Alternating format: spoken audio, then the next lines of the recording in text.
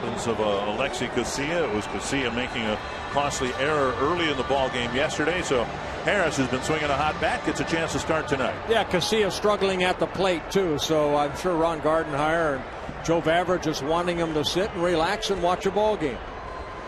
Ron Coomer talked about this in the pregame. This is the guy that you want to keep off the bases, and that's Sean Figgins. And Figgins takes ball one, and the Twins have had a tough time doing that. He's been a Twin killer last year, hit .375 against the Twins. Half swing and a strike, 1-1.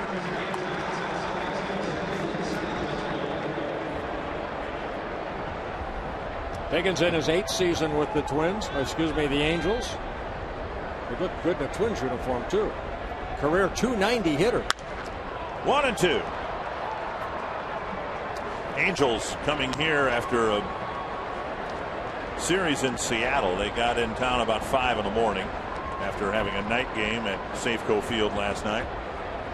And Mike Scioscia doing a lot of extra traveling this week. We'll tell you more about that as we move along as well. 2-2 to Figgins. For Blackburn, looking for his first win of the year.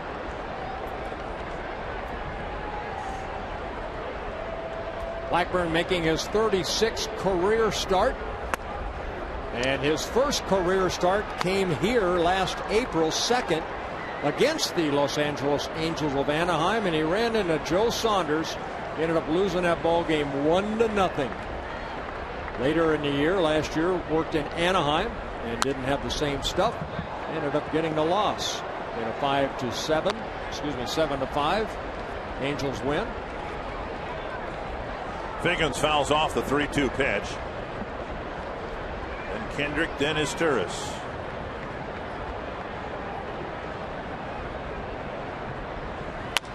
Bouncer right side, and Harris gets the second hop.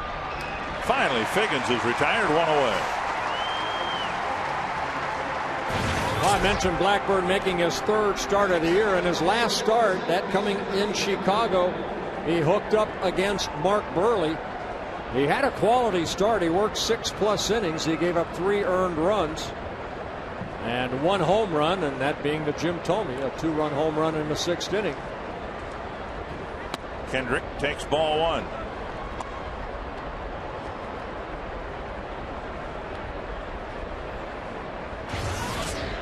Kendrick hoping to stay healthy all year long. Injuries have curtailed his brief major league career. Yeah, last year spent some time on a disabled list with a strained left hamstring. A career .306 hitter starting his 4th season with the Angels. Good hard slider right there by Blackburn. 1-2.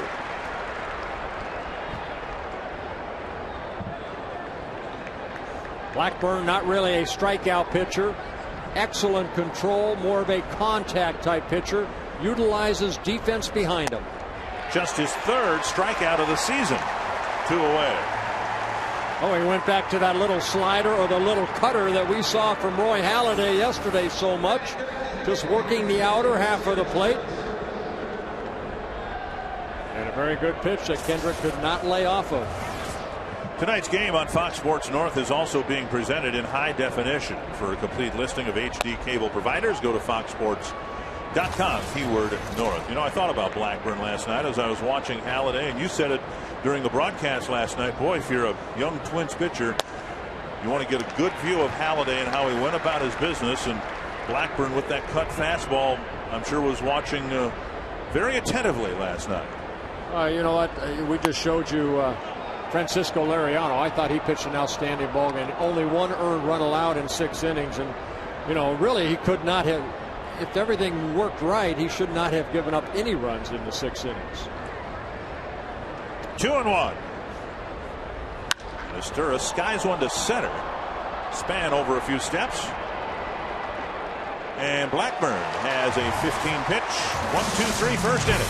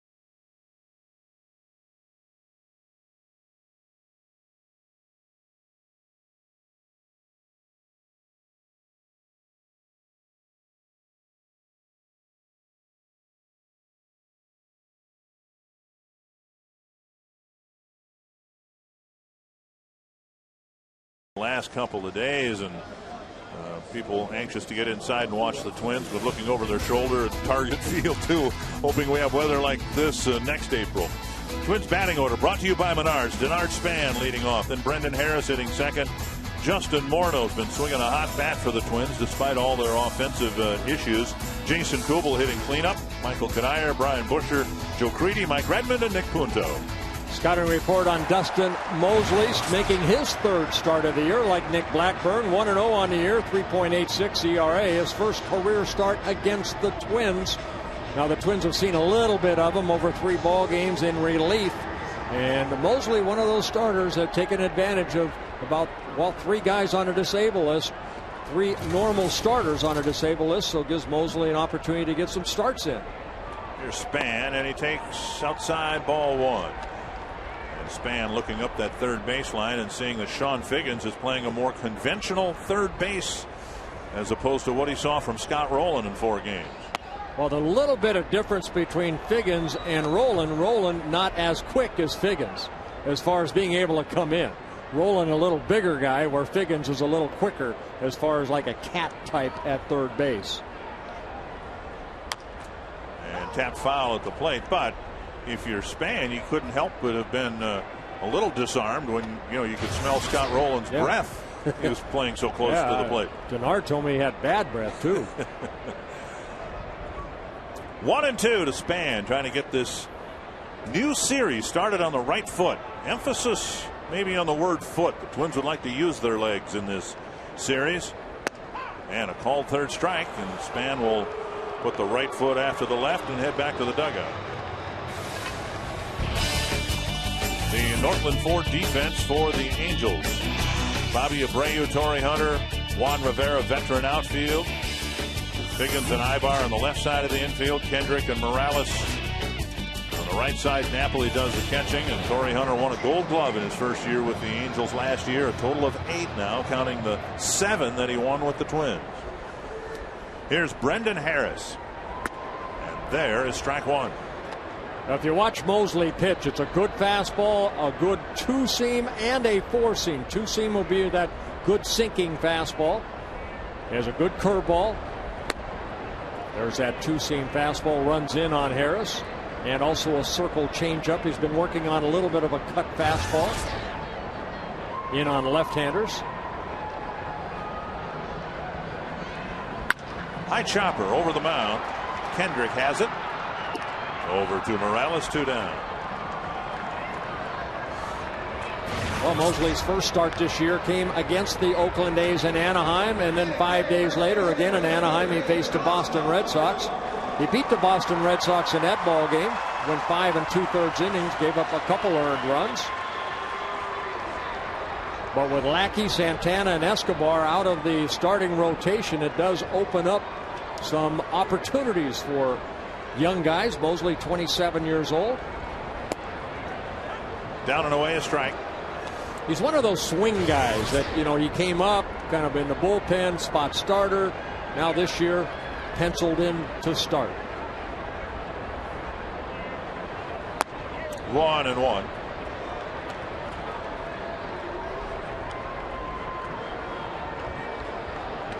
Mosley wearing a button with the number 34 on his cap in honor of his former teammate Nick Adenhart. Of course, the Angels wearing the number 34 over their hearts and carrying number 34 in their hearts. The patch on the right shoulder, Preston, for Preston Gomez, a longtime executive who passed away during the offseason. High and tight, 2-2.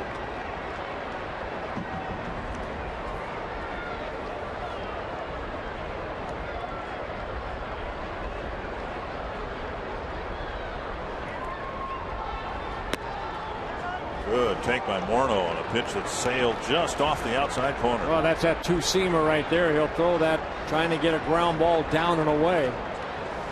Morneau trying to get aboard for Kubel with 2 gone in the Twins' first. And flipped foul down the left field line.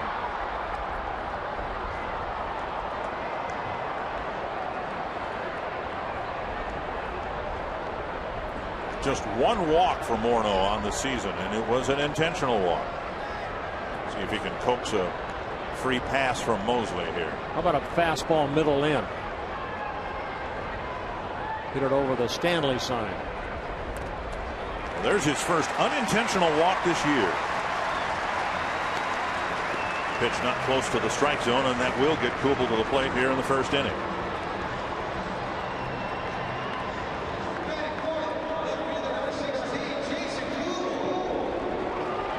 Kubel with the average down to 226. Might have been the Twins' most dangerous hitter in spring training. And part of the thought here might be, look, let's get him out in the field and see if making him a full-time player tonight might perk up the batting average a little bit. Outside, ball one. That's why I picked him and picked a stick. He doesn't have to just DH now. He doesn't have to worry just about every at bat. He can play some defense too. Swing and a miss. You know, it's not unlike a hitter who's struggling, and Ron Gardenhire does. A lot of managers do it. If a hitter is struggling, they'll put the hit and run on for the hitter to just kind of give him something else to think about. And maybe in Kubel's case too, having a defensive assignment will take some of his focus off the struggles he's had at the plate. 2-1.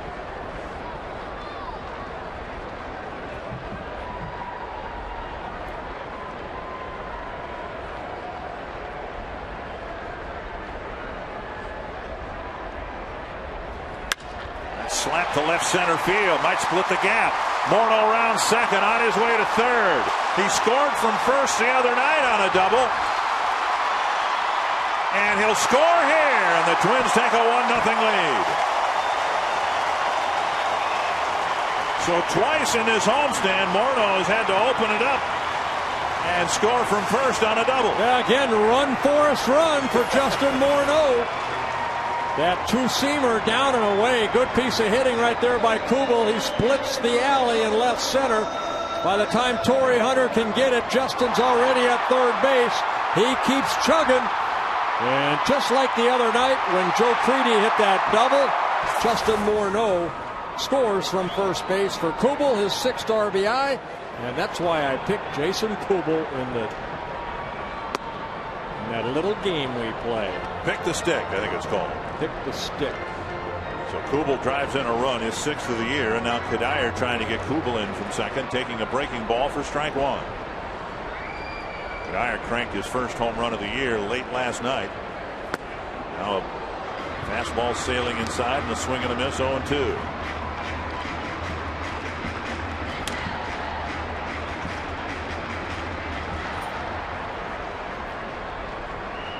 Well, you saw by that pitch that Kubel hit. You know, I mean, you can throw good pitches and good hitters will get them. That was a pretty good pitch by Mosley, but Kubel went down and hit it the other way.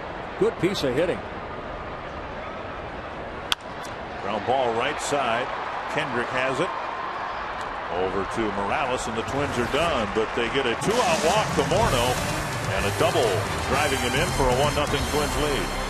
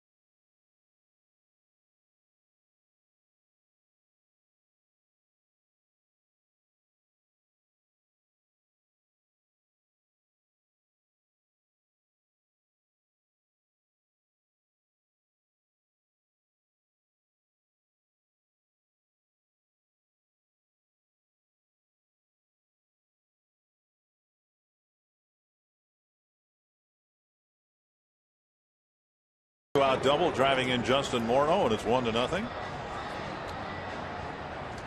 And Nick Blackburn's been staked to a 1-0 lead. Bobby Abreu will lead things off in the second against Blackburn. Abreu, of course, a year ago was with the Yankees, and Blackburn remembers him very well. Well, they lost Garrett Anderson, someone that had played about 16 years for the Angels, and they wanted to replace Garrett Anderson, who's now with the Atlanta Braves. Pretty good guy to get right here, Bobby Abreu. Been so impressed with him over the years with the Yankees. And Blackburn drives a fastball over the outside corner, 1-1. Blackburn, of course, hit in the face by an Abreu line drive last year.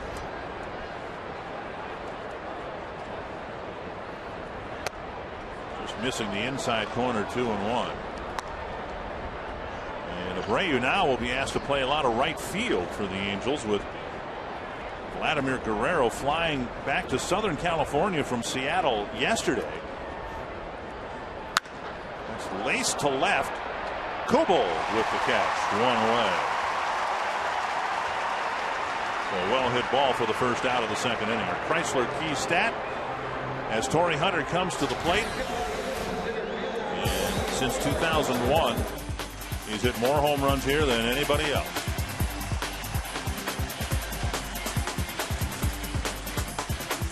And Justin Morneau, Michael Cuddyer, current twins, second and third on the list.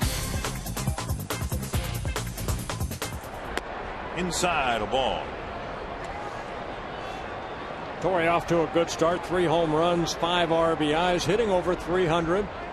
216 major league home runs for Torii Hunter. To right center field and down for a hit. Not a home run, but an extra base hit. In Hunter's first at bat here, and he'll hold up with a double.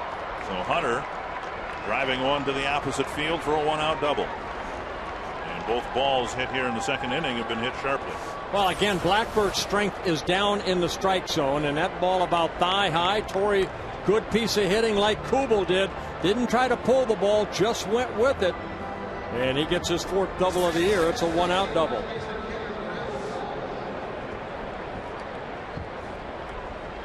And for Torii Hunter, his 300th career double. Now switch hitter Kendry Morales, and we'll see if Blackburn can get ahead of him. He's fallen behind the first 5 hitters with his first pitch.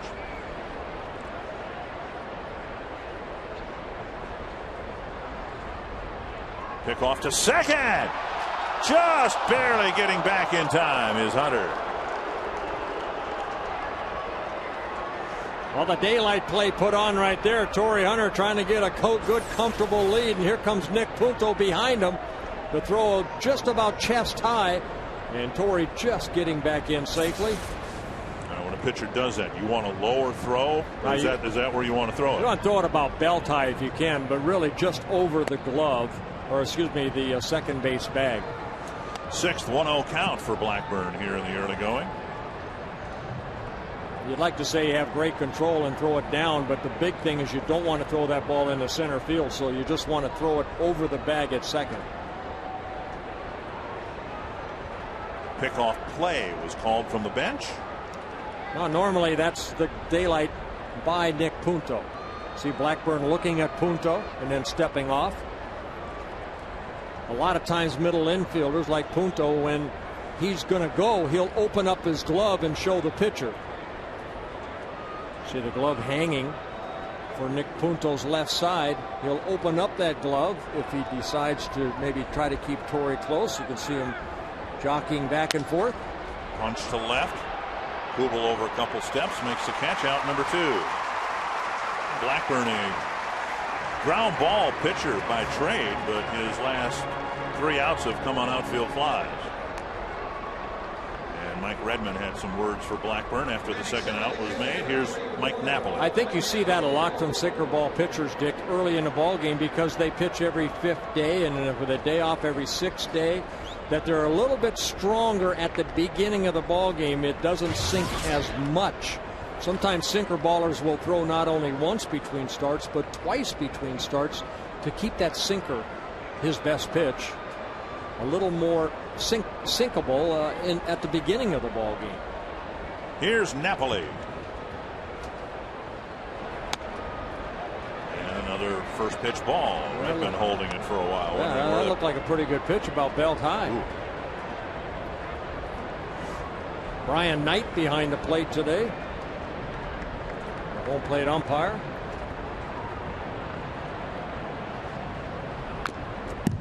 One and one.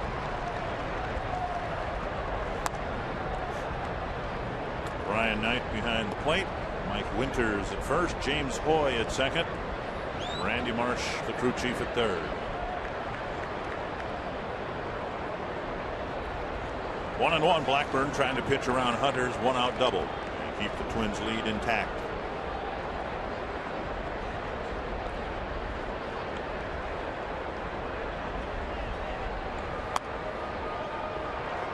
Left a little bit high, and it's 2-1. Well, what he's missed with and not been called up in the strike zone has to favor Blackburn if he can get that sinker down, because it doesn't look like Brian Knight is giving that belt high strike. So roll it up there and see if he'll call a strike. 3-1. Second 3-ball count for Blackburn. He had a full count with Figgins to start the ball game and got him on a ground ball. Angels, like the Twins, with 7 home runs. Twins have played 2 more games than the Angels. A veteran group that's already had to deal with a lot of adversity in the first 2 weeks of this season. There's John Lackey, hoping to rejoin the ball club sometime next month. Irvin Santana, Calvin Escobar, fixtures in the rotation, all starting the year on the disabled list. Big swing and a miss by Napoli, and that fills the count. Actually, Santana and Lackey will be throwing off the mound tomorrow here at the Metrodome. Work in all their pitches and see how their arm responds. Escobar had a setback a couple weeks ago. He's not quite on the same pace as the other two. Full count to Napoli with the tying run at second and 2 away. And he walked them. That'll bring up Juan Rivera. Well, last year Nick Blackburn very stingy as far as walks. 39 walks and 193 in the third innings. That being his 5th walk of the year. And 12 2/3 innings pitched. Rivera in left field in tonight's game.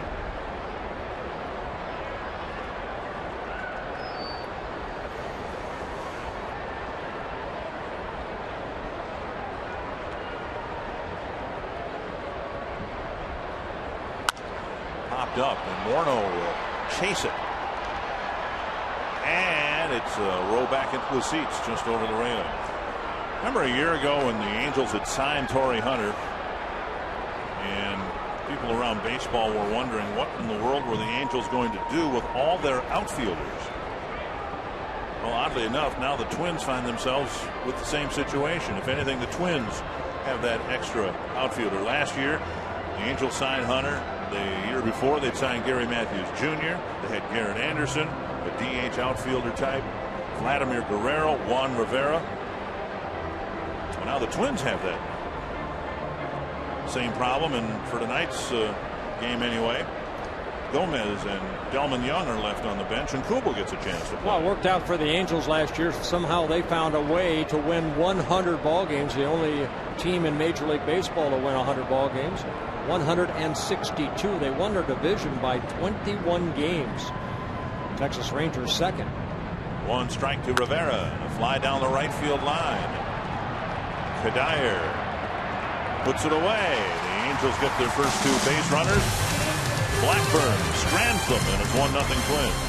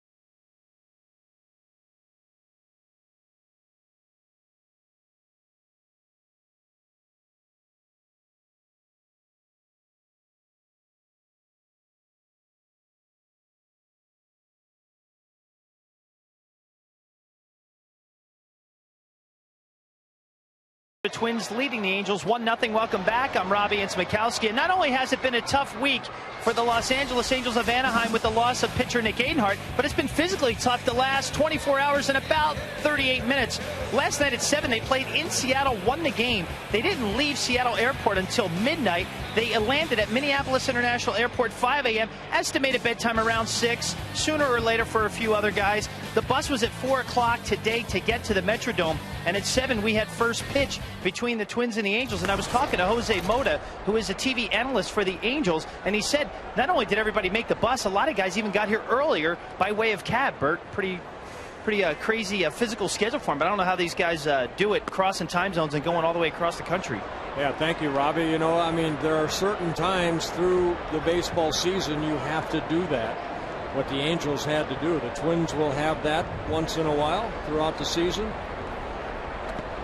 Busher with a check swing and no swing 1 and 2, but added to that was the extraordinary traveling that some members of the Angels volunteered for to go to the memorial service for Nick Adenhart in Baltimore. Mike Scioscia among the crew, who after the game Wednesday night,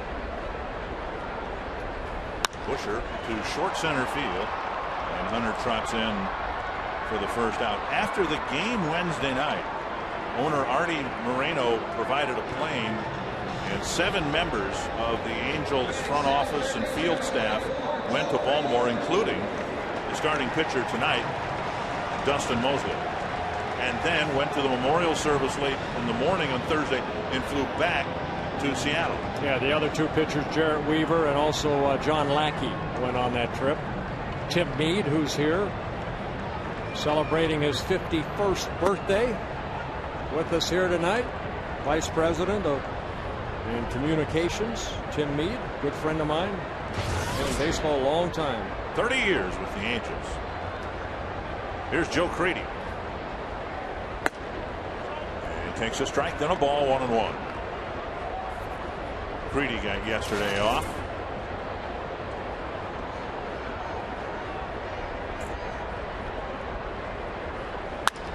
To center, and Hunter comes in to make that catch on a line drive out number 2. Yeah, a little bit off the end of the bat right there, and we've seen Torrey Hunter, one of the best in the game, get great reads off the bat. See it from Gomez, you see it, we saw it from Kirby Puckett, you know, you see it from Span. Center fielders just have that cat-like instincts out there. Now the scouting report on Redmond, of course, shading him the other way. Torrey Hunter playing in right center.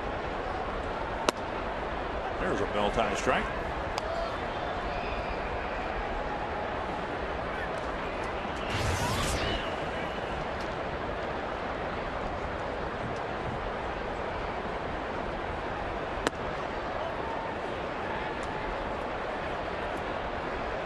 Redmond with 18 at bats. Jose Morales with 18 at bats. As the Twins catchers have pretty much split the duties in half. Down low, 2-1. The sense that a week from now, if things go well, Joe Mauer will be fairly close to rejoining the major league club. That's up the middle, and for a base hit, Redmond gets aboard with 2 out in the second.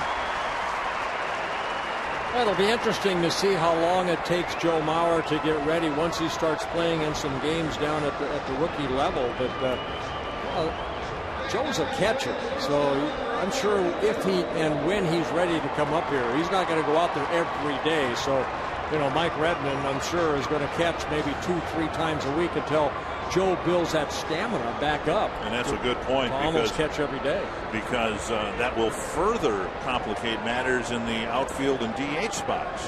Because you know they're going to want Joe's bat in the lineup.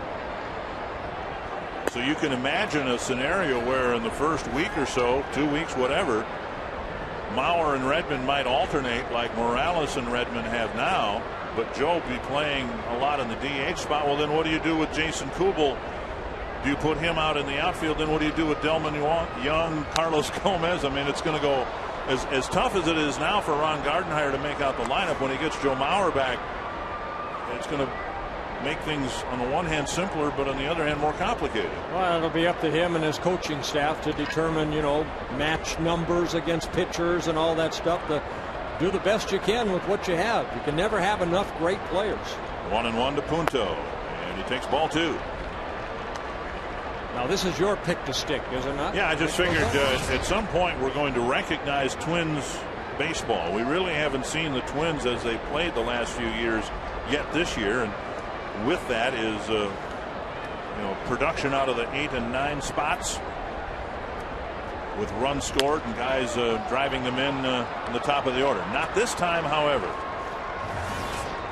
Redmond with a 2-out single. Punto retired. We go to the third. It's 1-0.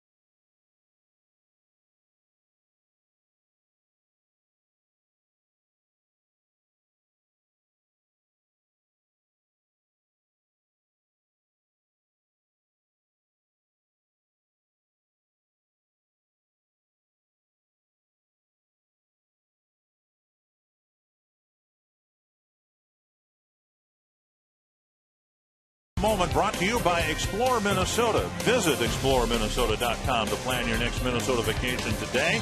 You're looking at an apple orchard overlooking the Mississippi River near La Crescent in southeastern Minnesota. I did not know this. La Crescent is known as the apple capital of Minnesota. Wow. The first orchard planted there in the 1850s. And the Apple Blossom Scenic Byway is a 17-mile drive rising out of La Crescent into bluff country. I love applesauce. In a couple weeks, the apple blossoms will be out. We have an apple tree on our property, and there's nothing like, for me, my favorite apple is a Haralson. Juicy, tasty. Red or green? Red. Red apples? 1 strike to Eric Ibar. See, I like the green apples. The green ones that are ripe, not the green ones that are still hanging. No, that become red. No, yeah. Oh. I like the green ones that are ripe. 1-1 to Ibar. Swing and a miss. 1-2.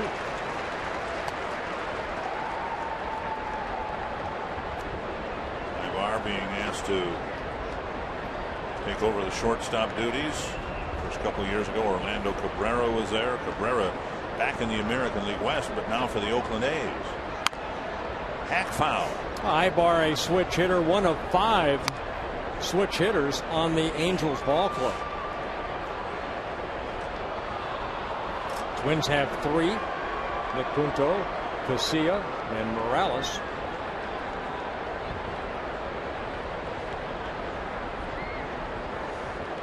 Ibar from the Dominican Republic in his 4th season with the Angels.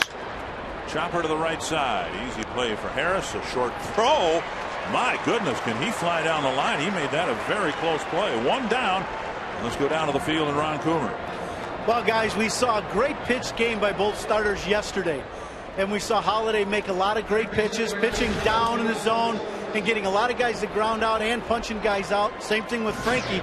Tonight, same type of thing, a little different style from Blackburn, but Bert, you would really like, he's got great angle on his fastball going down. His cutter is working tonight. And same thing with Mosley. I'm really impressed with both guys, how they've worked down in the zone, as you just saw the last out. Two-seamer running away, cutter running down and in on the lefties. Really impressive with both young pitchers right now, taking advantage of the knee-high strike. That's something, as a hitter, very tough to hit. Well, and that's the strength of Nick Blackburn. We've seen him when he's at his best, Ron. He has that good sinker. And Mosley, we have not seen a lot of him, but he does try to establish that four-seamer to the two-seamer, and then he's the curveball type pitcher over the slider that Blackburn has.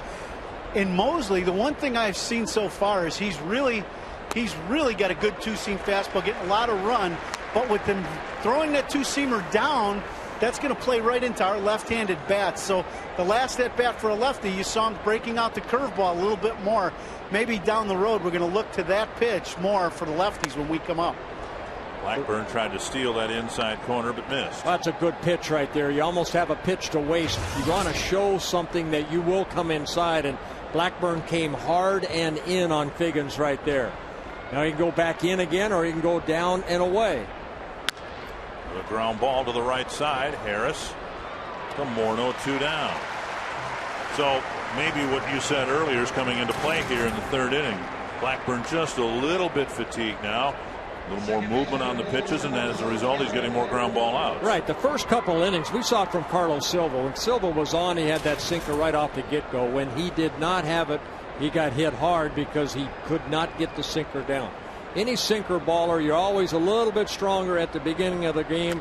And now here's Blackburn having to make a great play. And the throw low into the runner, and then Kendrick almost committed a cardinal sin in rounding towards second base. Harris had to retrieve the ball in short right field. It's a 2-out bunt single. You know, the Angels are a lot like the Twins. They rely on bunt. Blackburn going to his knee, the ball, a sinker over to Justin, gets a piece of Kendrick, and then getting away from him, but staying not down that right field corner, ends up going over toward Harris at second base. And on Mycer Asturis.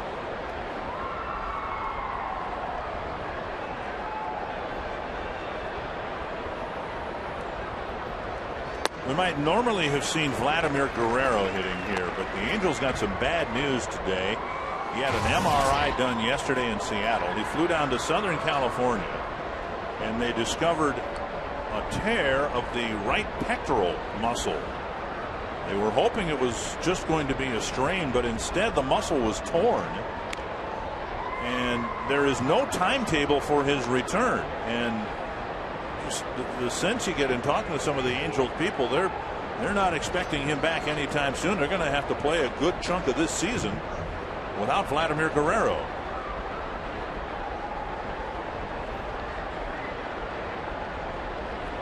He had played, but he was limited to DH duties. He claimed he could swing the bat and hit. He was hitting .250, hit a home run, 3 runs batted in, but he couldn't play out in the field. He couldn't throw. You imagine as violent as his swing is anyway, with a tear in your pectoral muscle, your right one, I mean, you have to come through. My goodness. And aside from what it means to the Angels, Guerrero, who had a slow start and some injuries last year, is going to be a free agent after this year and wants very badly to get back and be healthy for the second half. 1-1. 2-1. Take nothing away from Asturis, their designated hitter tonight. He is not the threat that Vladimir Guerrero is. I mean, this guy is a 8-time All-Star, MVP in the American League for the Angels back in 2004, a career .323 hitter with almost 400 home runs. Runner off with the pitch, and the pitch fouled back. Those guys are tough to replace.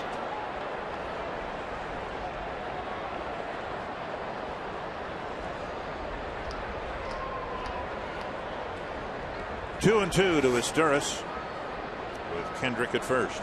Izturis, one of the switch hitters, 28 years old, from Venezuela, in his 5th season with the Angels. Spent some time with the Expos back in 2004. More of a slap type hitter, not a lot of power. Career .272 hitter is Izturis. 2-2 to Maicer Izturis. Half swing, that should be strike 3, and it is. Blackburn strands Kendrick at first base. 3 shutout innings for Blackburn and a 1-0 Twins lead.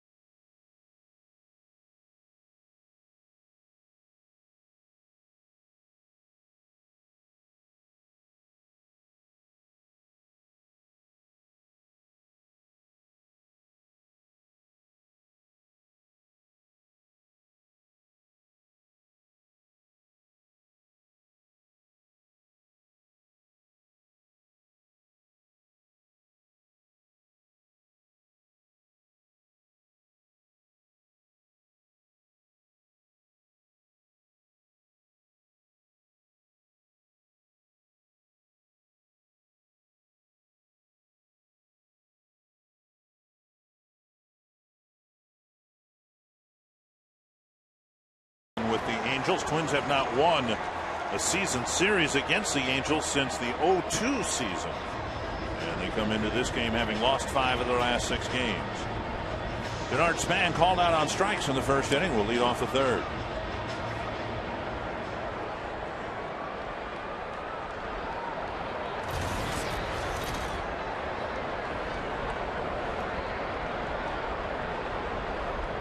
Up and away, ball 1.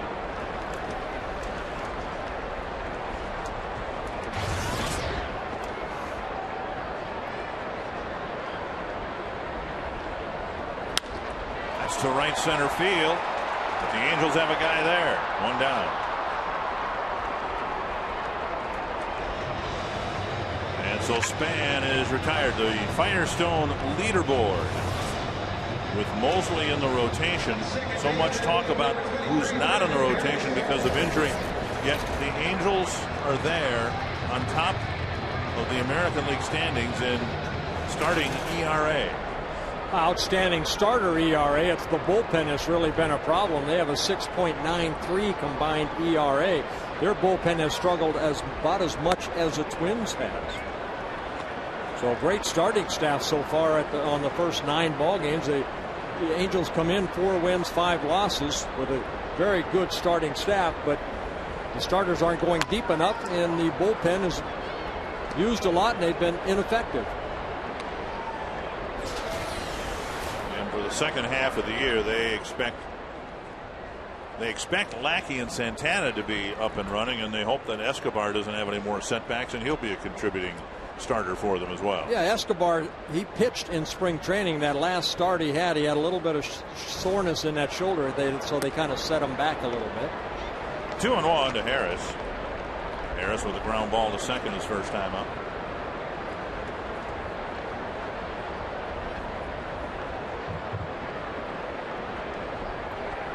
There's the outside corner, 2-2. Indians lost to the Yankees this afternoon. We'll give you some particulars on that in a little bit.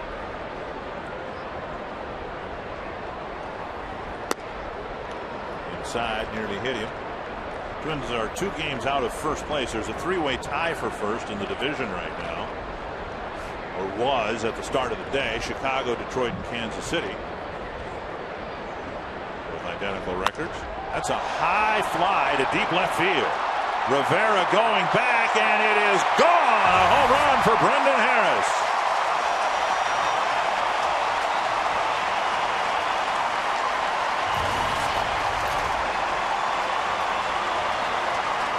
Home run number 1 on the year for Brendan Harris. Twins take a 2-0 lead.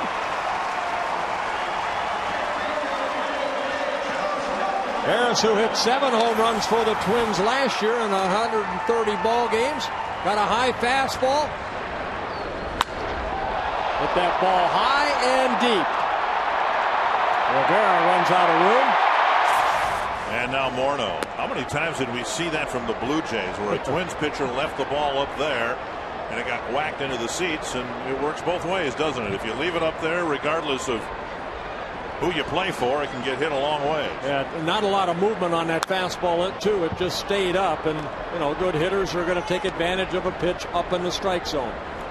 1-1 to Morneau. He drew a 2-out walk in the first inning, and then Kubel slashed one to the gap in left center field, and Morneau raced around from first to score the game's first run. 2-1 to the Twins' first baseman. Ron Coomer, you have something on Justin? Well, I think actually it's on Mosley and Justin. The high fastball was the only pitch other than the one up and in he'd thrown to Justin that Brendan deposited in the seats. And the other thing, since Kubel hit his 2-seamer down and away in the left center gap, since the lefties have been coming up, he started span off with a breaking ball, and it doesn't look like he has the same confidence now with that 2-seamer, because that does play right into the lefty's hands, that pitch right there. And Morneau pulls it to second, and he's thrown out number 2. Yeah, but still, that's his strength. He has to know where that pitch was that Kubel hit, that was a pretty good pitch. So, but again, he has to stay down. If he gets up, you can see what happens when you throw that high fastball, what Brendan Harris did. So the strength of any pitcher is stay down in the strike zone, whether it be a 4-seam or a 2-seam, and then mix in that curveball along with a changeup. Base is empty for Kubel. Jim Palmer's about one of the only pitchers I can recall that really could pitch up in the strike zone. He used to pitch just above the letters, and there used to be so many pop-ups because his ball just kind of it took off a little bit. It's such great, almost up-spin on the ball rather than a 2-seamer. 2-0 to Kubel. And he has said, Palmer has said many times, that he does not think he could pitch in today's game because he's 60 years old. That and the fact that they don't call the high strike anymore. I mean, the reason hitters swung at a lot of those pitches is because they used to call the high strike. Well, they had that outside protector too, the big balloon that the umpires used to wear, and now everybody has that inside protector. They get a little bit lower. Kubel gets his second hit. This one headed toward the gap in right center. He'll be content with a single. So Kubel, with the average down to 226, brings a glove with him to the ballpark tonight, and he's 2 for 2. Well, again, I just thought with Jason Kubel, why I picked him for pick the stick, I just felt that he was going to relax a little bit. Don't have to take every at bat back to the dugout with you and worry about, what am I going to do next time? You just kind of let it fly out in left field. Play some defense. You also picked him because you had the first overall pick tonight. Well, I could have picked Justin. You could have. Which everybody seems to pick on the. I didn't last night. I had the first round pick, and I picked Delman Young. He drove in a run. It's a good pick then, as long as you get a point. If you get a point for every one of these things, you're going to end up with, how many games are we doing? 142 overall. Well, I picked Michael Kadire last night. He got me 7 points with that home run and a double. Excuse me, a base hit. This one driven to deep right field. Abreu running to the corner. That is a fair ball off the drape. Kubel to third. He's being waved in. And is out at the plate. A great block by Napoli. Cuddyer driving one off the fence in right. Abreu to Kendrick to Napoli, and Kubel still hasn't touched home plate.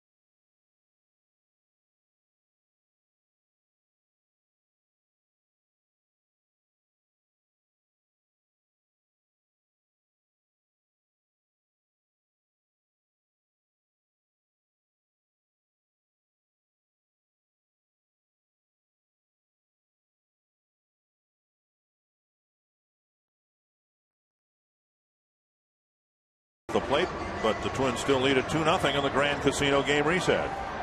Well, Brendan Harris hitting a home run. Jason Kubel, he added an RBI double in his first at bat.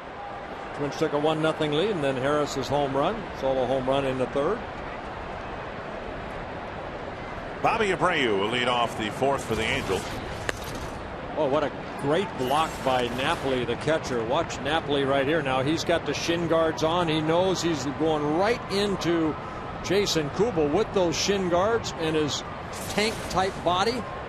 Kubel had no chance. Down the left field line, Kubel chasing this ball and making the catch. And you saw in that replay, Napoli had to short hop the throw. Now, you know, catchers are looking through the bars of the catcher's mask and all that, and they've got a weird glove to begin with. But Napoli, even in fielding that ball, made a great play, and then coming over and making the tag. Yeah, catchers are bulldogs. And there's a guy that was probably one of the best as ever as far as blocking home plate. There were stories told that he would get a ball and he'd sit on right on top of home plate. He'd just sit on top of home plate. He was pretty well big too down there, so he covered home plate pretty good. But don't we see that once or twice during the fantasy camp? Where the catcher just sits. Dr. Barry Karen sit on top of home plate. On top of home yeah, plate. But when he sat down, he also covered third base. 2 quick strikes to Hunter. Torrey doubled to right center field. His first time up. 1-2.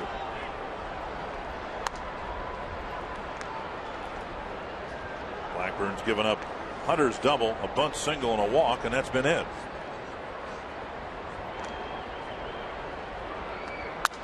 Now a little pop-up to the right side. Might have cracked his bat. Harris with the catch out, number 2. Twins and Angels tomorrow night. This series presented by Cub Foods. And the first 10,000 fans will get a Joe Mauer bronze. I'm going to call it a statuette because it's a small statue. It's not a big life-size one. Courtesy of Pepsi. You can come see the Twins and Angels tomorrow. Call 800-33-TWINS. Or visit twinsbaseball.com. Now, they'll probably have, I don't know this, but outside of Target Field, I would imagine they'll have some life-size statues of maybe Mr. Killebrew, Mr. Carew, perhaps you. Well, we saw Justin Spire get up right there. Mike Butcher, the pitching coach, in the tunnel back there with the starter Mosley. They're kind of looking at his elbow. Well, that's all the Angels need. 2 down, and 2 strikes now to Morales. Well, he's back out on the bench. And Spire just getting loose down in the Angel bullpen. Past Creedy and into left field. And another 2-out base runner for the Angels. Good piece of hitting right there by Morales, just getting a pitch away. Again, we saw Cuddyer do it on that double. We saw, Kubel do it. Just take pitches that are given you and just roll them the other way. Watch this pitch. Not a bad pitch. Outer half of the plate. But Morales just kind of nice level swing. And hit that ball sharply past the diving Joe Creedy in the left field. You could see Redmond setting up nearly a foot outside, and Blackburn delivered the pitch right on target. There's strike 1 to Napoli, who walked in the second. One of the first 6 batters, first 7 batters, Blackburn fell behind 1-0. Now to the last 9 batters, he's gotten ahead. Strike 1. Feeling a little more comfortable on the mound. 1-1. I mentioned before, comfort is what this place has been to Nick Blackburn coming into this ball game. 8-3 with a 3.17 ERA in 15 career starts here at the Metrodome. But on the road, he's 3-11 with a 5.3 ERA on the road. So he enjoys pitching here. Hitting the outside corner. And it's 1-2.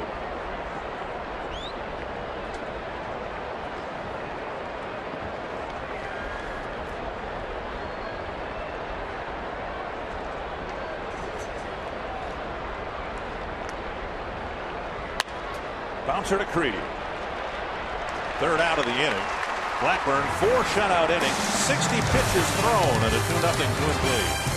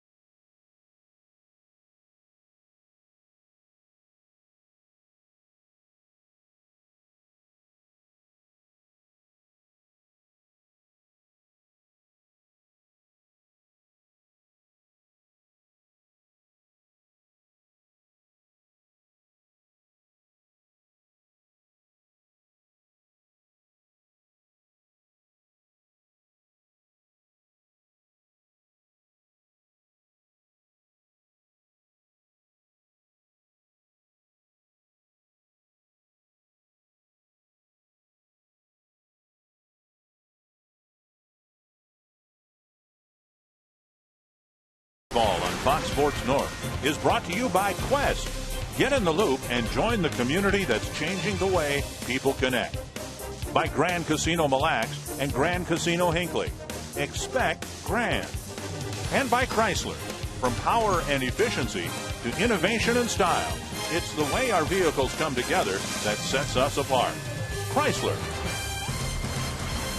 More injury concerns for Mike Scioscia. He's got to make a pitching change here with the Twins due to hit here in the bottom of the 4th. Dustin Mosley is out.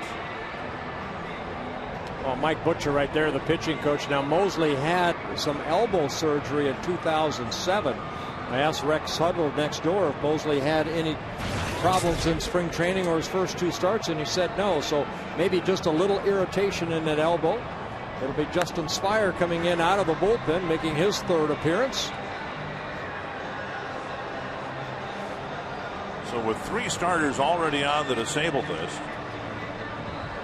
bullpen issues for the Angels. Now Mosley, who's done a really nice job for the Angels so far this year, at least for tonight, is done early.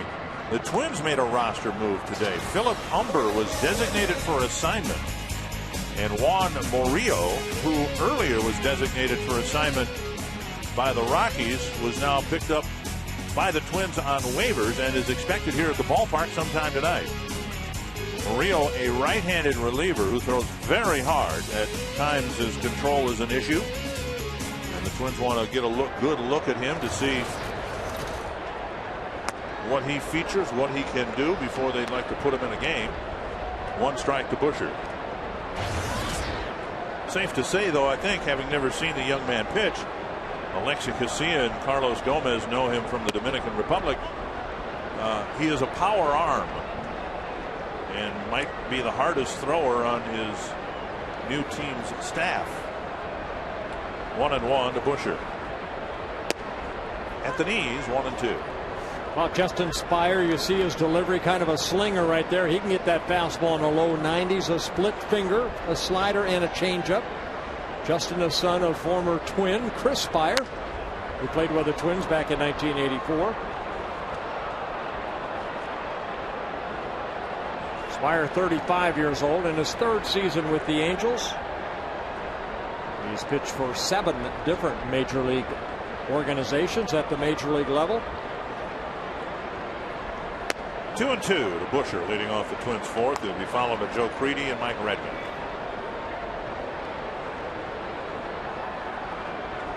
Twins with a run in the 1st, a run in the 3rd, hoping to increase the lead here in the 4th. And Busher swings through it, 1 away here in the 4th. For more information on group tickets, here's Michael Kanier. One of the best things about Twins baseball is sharing it with others, like with your customers, employees, or colleagues at work. Call us today to book your group at the Dome. Thanks for your support. Good job. Crede lifts it foul down the right field line. Crede hit the ball hard, lining out to Torrey Hunter his first time up.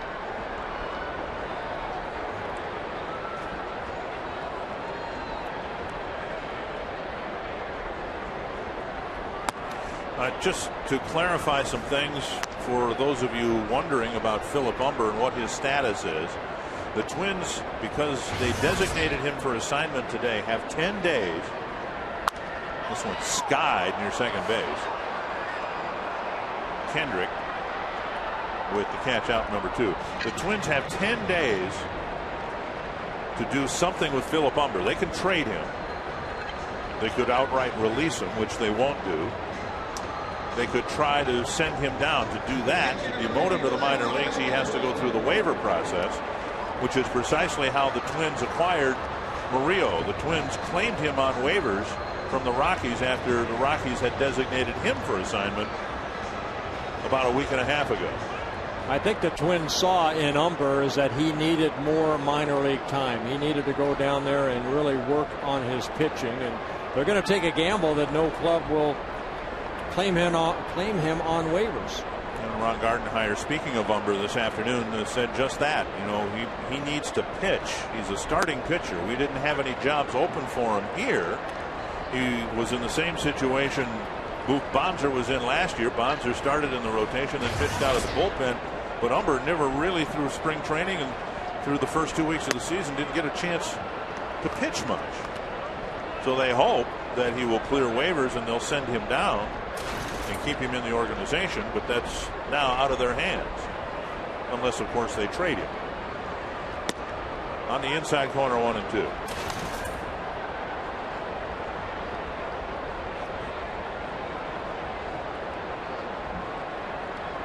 Redmond with a single with 2 gone in the 2nd, trying to get something started with 2 out here in the 4th.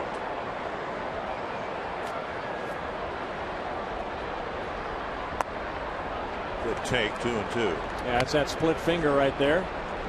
Split finger will act like a fastball, then the bottom will drop out of it. Gaylord Perry, I think, had the best split finger I ever saw. That's what that was. Yep. In fact, didn't he write a book, Me and the Splitter? Yeah. to center field, and Hunter ranges over to make the catch. Spire comes in, sets the Twins down in order, 1-2-3.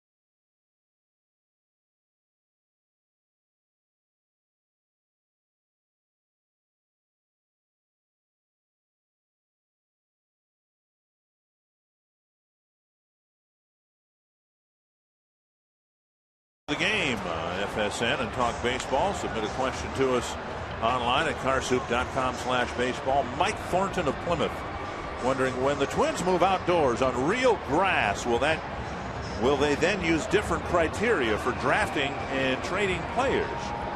I think we've talked about it. I think baseball, the way they went for a while through the steroid era, now that is hopefully behind baseball. We're going to see more speed.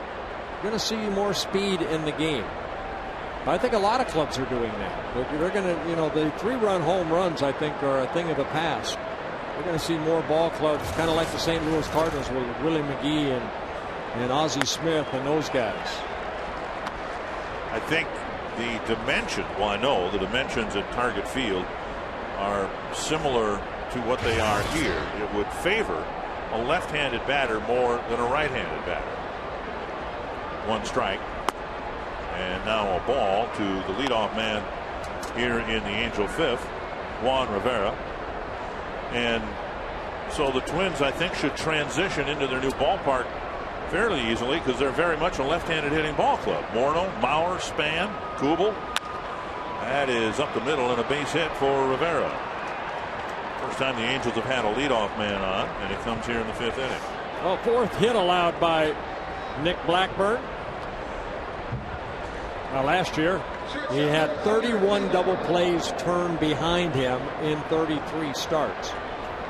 Like to get a ground ball right here. It's going to have to be quick off of Willie Ibar's bat, because he can motor down that line. Eric Ibar. He hit what looked to be a routine ground ball to Harris, and he nearly beat it out. Ball one.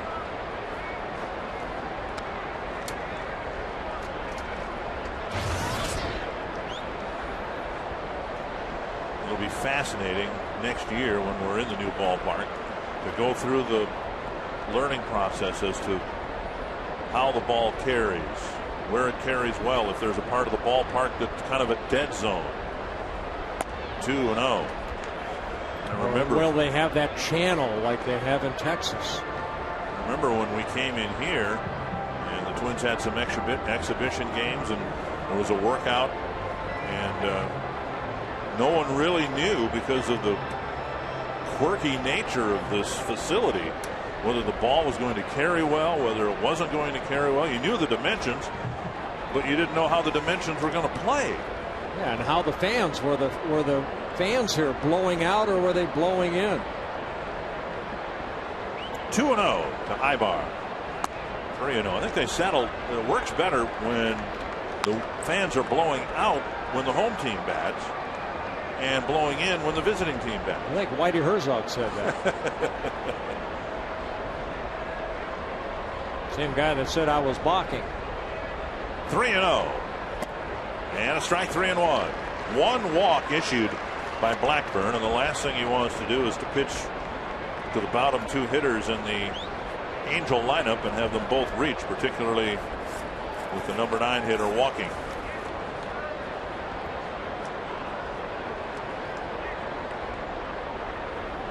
Ibarra with just one walk on the year. That's hit to center. Span coming in. Dangerous play, and he knocked it down.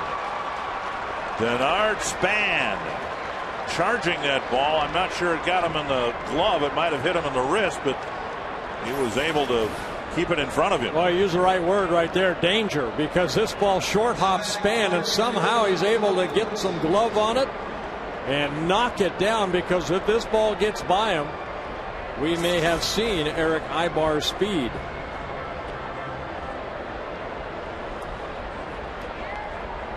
Ron Coomer, what do you know about how Target Field is going to play next year? Well, I do know one thing about the playing surface itself. We get all these young guys that can run around the field really well, the Gomez's, and as you just saw, the dangerous Denard Span diving on a turf. They can make this playing surface similar, maybe not quite as fast as it is on this turf, but something very similar. So expect the Twins' speed to still be an advantage for them when we move across downtown to the new ballpark. Of course, this surface, the slowest artificial surface in the history of the Metrodome. What have they had? 3 or 4 different artificial turfs here. This is far and away the slowest or more natural. Slap foul, but the one thing that will slow things down in the new ballpark, base paths. You're not going to get as good a running speed, running out of dirt all the time as you would on this springy artificial surface. I don't know. I could never run. Ron Coomer, well, he couldn't run either. He might be able to answer that. So what's your point? We should have a foot race. 2 strikes to Figgins in a key spot here with the Twins up a couple of runs. Bounce to the right side, and that'll bleed through. Rivera will be held at third. So the inning starts with 3 straight singles here in the 5th. Nobody out. And the tying run at second base. Well, the Angels are also a very speedster type ball club, and Figgins right here, who has tremendous speed, just slapping that ball in that big hole between first and second. And the bases loaded, nobody out.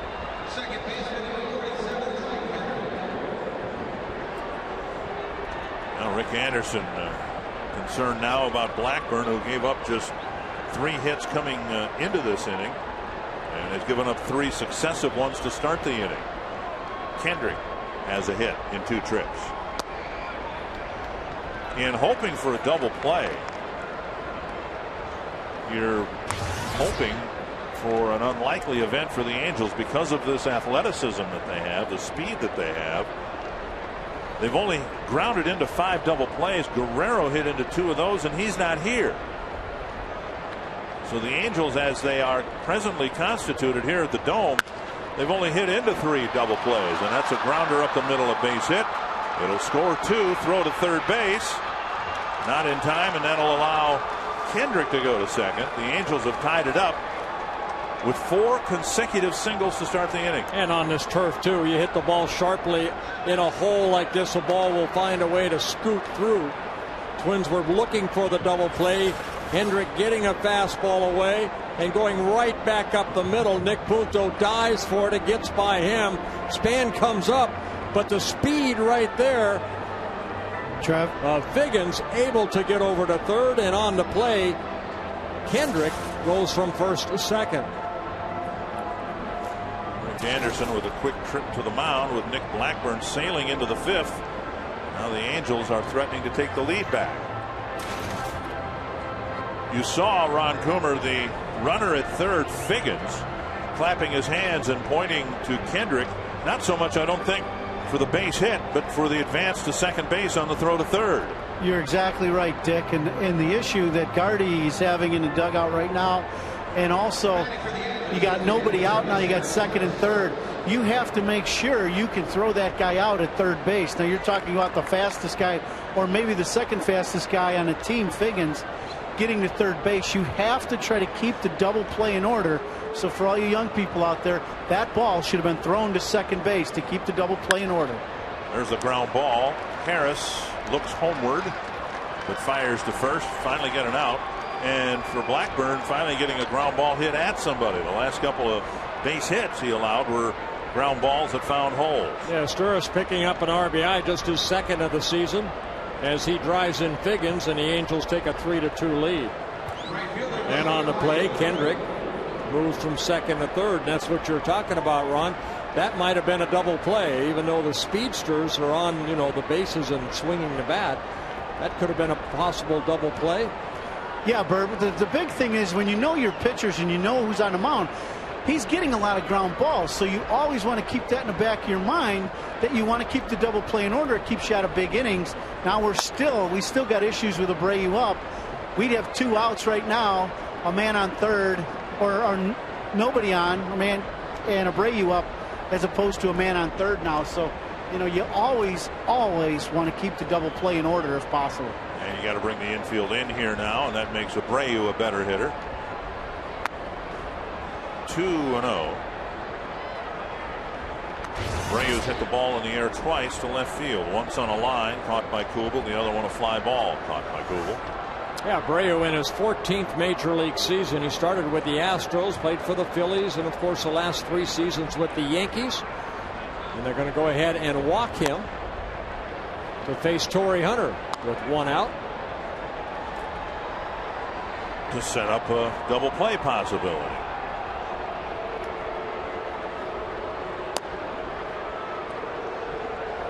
So Abreu takes first with an intentional walk.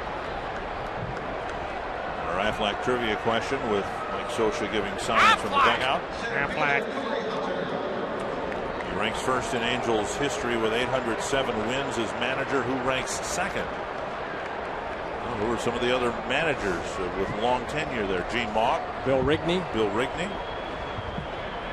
Jim Fregosi.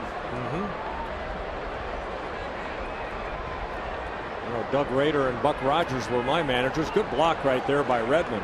And a ball in the dirt.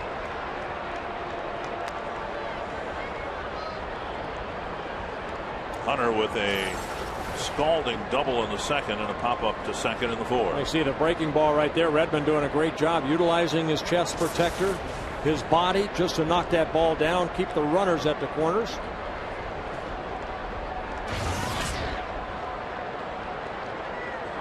One and 0 to Hunter. Runner at first goes. Pitch popped up to deep short. Punto with the call and the catch, and Hunter frustrated with the result of that at bat. 2 down. Yeah, Torrey was looking fastball, and Blackburn just kind of ran that ball in on him a little bit, and Torrey pretty much jammed himself to create that pop-up. So now 2 are gone. Runners on the corners, and Kendry Morales, the hitter.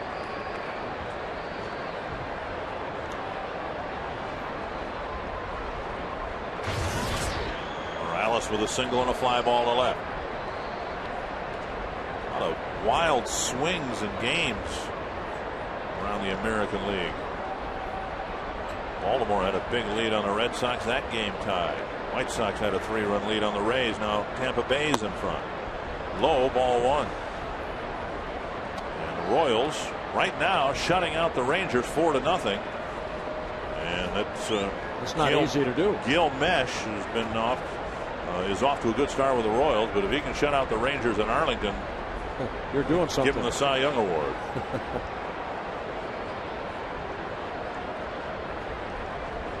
One and 0 to Morales. There's the outside corner, 1-1. I remember Morales' last at bat. He took that fastball, almost that last pitch, and hit that ball past the diving Joe Crede in the left field. Morales in his 4th season with the Angels, 25 years old. Defected from Cuba back in 2004, signed with the Angels as a free agent.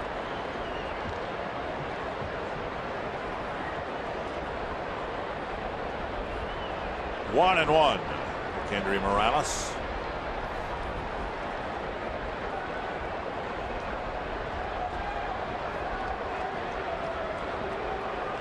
Abreu leading the team in stolen bases, actually second in the team. Figgins has 5 and Abreu has 3. Yeah, he's not a quick runner, he's a smart runner. He's one of those guys, if you don't pay attention to him, he'll take that walking lead and all of a sudden he's at second. And there he goes. And Redmond fakes the throw. No one was even covering the bag. And the count's 2-1 to Morales. Abreu will get that stolen bases, 4th of the year. Angels now with 11 stolen bases in their first now 10 ball games. Pretty good percentage, 76% for the veteran Abreu. Makes the result of this at bat now even more important with another runner in scoring position. Twins already down a run. Breaking ball, and Morales almost swung out of his shoes. 2-2. I think he knew he missed his pitch right there. And as a pitcher, sometimes when you throw a breaking ball like that and they foul it off, you go, whoo, I'm lucky I got away with that pitch. Now I have to make a good quality pitch right here. Been a long inning for Blackburn. It started with 4 straight singles.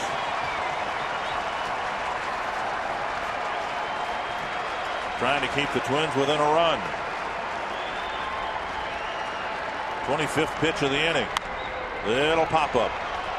And Harris will put it away. 4 hits start the inning, 3-run score, and the Angels have their first lead.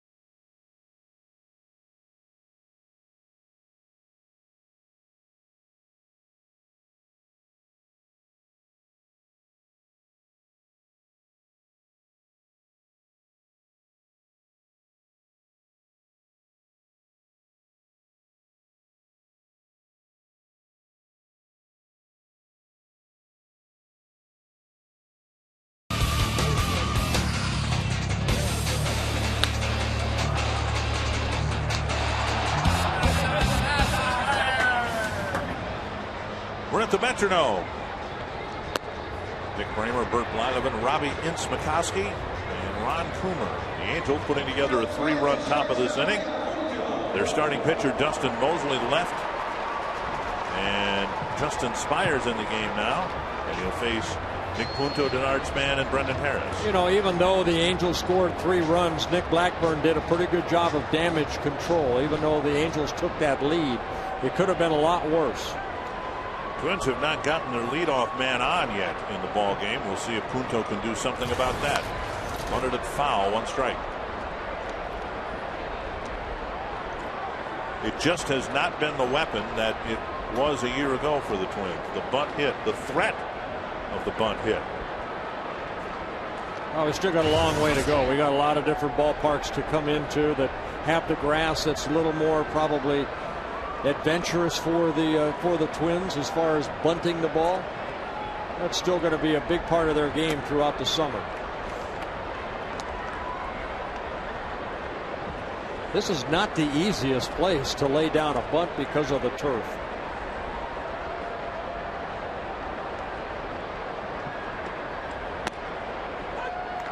A called strike, 1-2.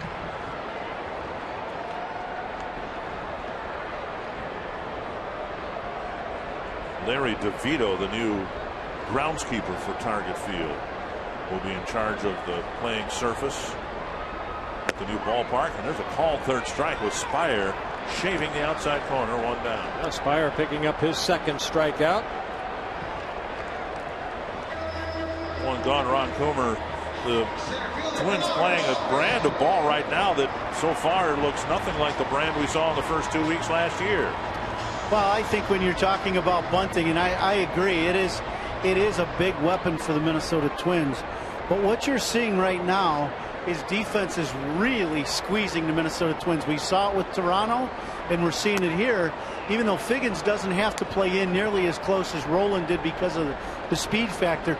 The other thing that you're seeing, like right now with DiNardo, the first baseman is playing in probably a good 3 steps in from where he would, even expecting DiNardo to bunt.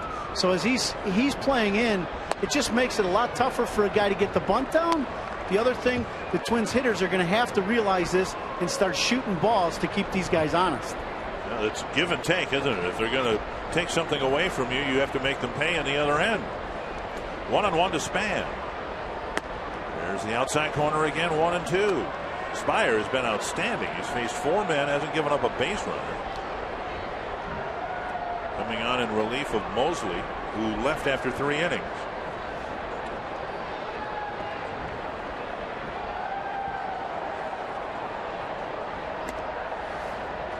Yeah, we have not heard yet, or a word yet, why Mosley left the ball game, but the way that they were kind of looking at his elbow, that might be a concern. We're hoping that he's all right. 2-2, Spire to Span. Foul back. I mentioned the name Larry DeVito is going to be the head groundskeeper for Target Field. And I'll be very curious to see how thick the grass is in the infield with the speed that the Twins have and the bunting ability that these players have. Whether the best way to go is to have the grass. Span called out on strikes. Third strikeout for Spire already. Well, you know, another thing, Dick, too, is that third baseline or first baseline. How will they tilt that, more or less? If you bunt the ball, great pitch again by Spire, clipping the outer half of the plate down and away, pitcher's pitch. If that ball is rolled down that first baseline or that third baseline, will that ball come back into fair territory? And you can do that at home ballparks. And between the line and the grass, will there be some dirt, or will they have the grass flush right up against the baseline? Right. We've seen that in some ballparks too. Harris off the end of the bat. 1 strike. Harris hit a home run to left, his first of the year against Mosley. Yeah, Mosley just left the fastball up, and Harris did not miss it.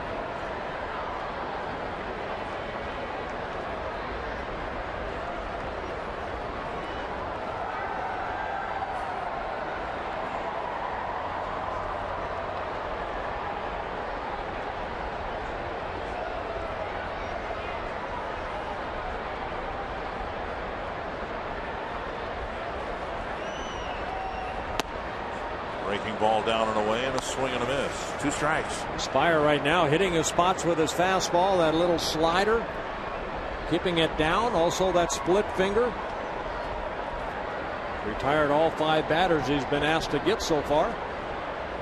3 on strikeouts.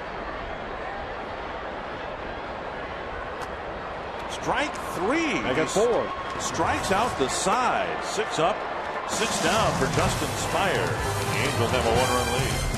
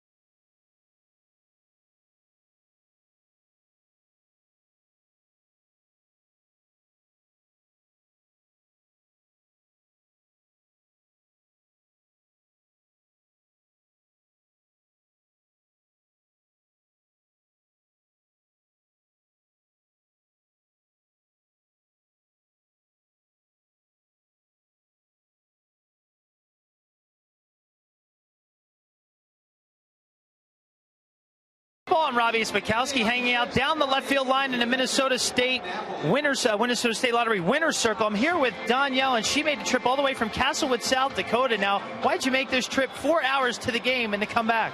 To spend the day with the twins on my birthday. Twins on your birthday. Now, Bert, she has the countdown to your birthday. She's absolutely right. It's hers. Yep. And congratulations, here are $100, and they fell all the way down here in scratch-off lottery tickets. Congratulations, compliments of the Minnesota State Lottery. And it is really, really crowded here, guys. You got to be happy you're protected up there in that booth. Robbie, thank you very much, and happy birthday to you, young lady. Castlewood, just a little bit south of Watertown. It was through that part of South Dakota December on a pheasant hunting trip. Been a lot of great Twins fans in the Watertown area. Napoli, the hitter.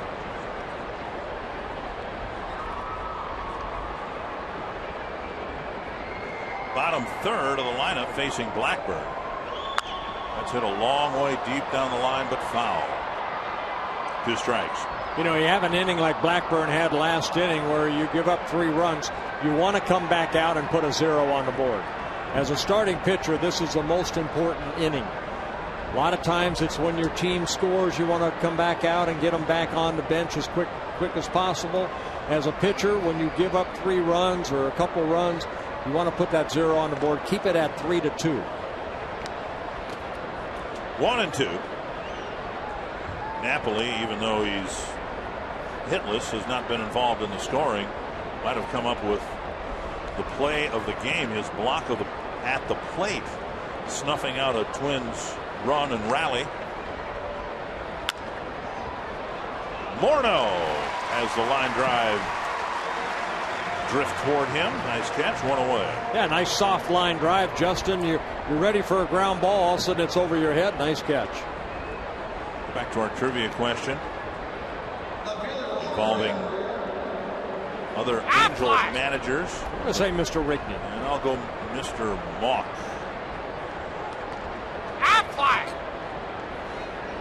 Ding, ding, ding, ding, ding, ding, ding. Now, that was before he became manager of the Twins. Yes.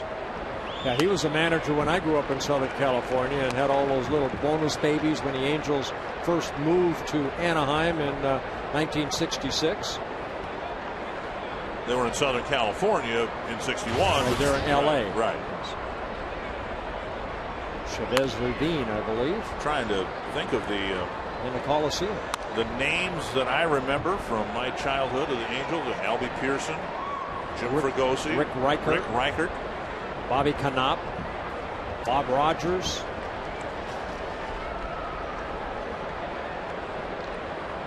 Rivera single leading off the 5th. 3 other singles immediately followed. And the Angels grabbed the lead 3-2. Clyde Wright, the left-hander. Blackburn gets a strikeout, 2 down. Blackburn picking up his 3rd strikeout of the ball game. This week on Fox Saturday Baseball, the Indians take on the Yankees from new Yankee Stadium. Can we still call it new? They've played a couple games there. It's still new. Still new? It's still new. Fox Saturday Baseball returns at a special time this week, following This Week in Baseball at 2:30 Central on Fox. Check your local listings for the game and start time in your area. Yankees won their first game there today after losing yesterday. We'll have highlights of that momentarily. 1 strike to Eric Ibar. 1-1.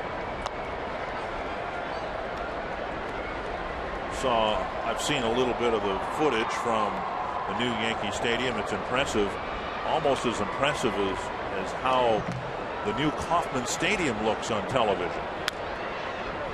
The renovated Kauffman Stadium, it was beautiful before. It just looks fabulous on television. I can't wait to get there and see it in person. Yeah, it'll still be new when we get there in May, the middle of May, when we go play the Yankees. And yeah, Kansas City, I heard it's not even close to what it used to look like. Which wasn't too shabby to begin with. 2-2. Twins go to New York for 4 games in the middle of May. Rafael Rodriguez warming up in the Angel bullpen. As effective as Spire has been, he's completed 2 innings. He might not be asked to pitch anymore in the game.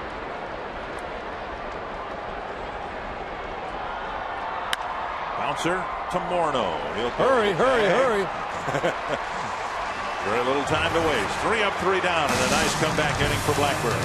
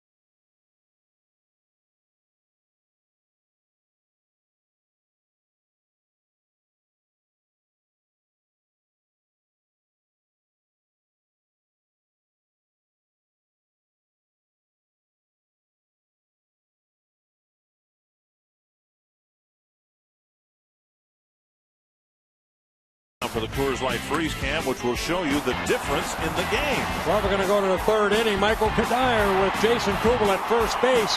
He tries to score, but Mike Napoli just dropped the shin guards on him for the final out of the third inning. Last time we saw a play like that here with an Angel catcher with Benji Molina, who ended up breaking his wrist in a collision with Dustin Moore. Shannon Stewart, who hit the ball down the left field line, ended up running around and scoring the winning run after Moore scored the tying run against Troy Percival. Rafael Rodriguez, not Francisco Rodriguez, coming in for the Angels out of the bullpen, making just his second major league appearance. He got called up on April 14th, just 3 days ago, from AAA Salt Lake City. Reggie Willits was optioned back to Salt Lake City, an outfielder. Morneau, Kubel, and Cuddyer, the 3, 4, and 5 hitters, facing Rodriguez. 1-1. Morneau with a walk and a run scored in the first, and then he hit a bouncer to second baseman Kendrick in the third.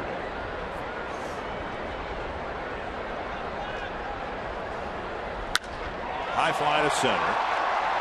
And Hunter goes back short of the track to put it away. 1 down. And with tonight's Dodge game break, let's take you to the new Yankee Stadium, where Derek Jeter stands in. Delivery. And as he's done so many times in the old ballpark, hammers it to right, a home run. That was the difference in that game as the Yankees held on. The Indians put a threat together in the ninth against Mariano Rivera. But it's Yankees 6 and Indians 5. Jason Kubel's 2 for 2. And he takes low, ball 1. Well, the book on Rodriguez, 24 years old, a good sinking fastball in the low 90s. Very good slider. That's his best pitch, along with a changeup. Inside 2-0. Rodriguez from the Dominican Republic, signed as a free agent back when he was 16 years old by the Angels.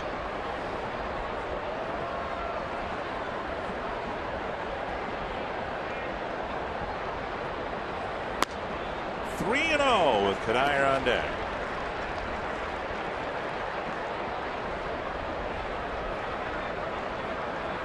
Morneau took a walk in the first inning and scored.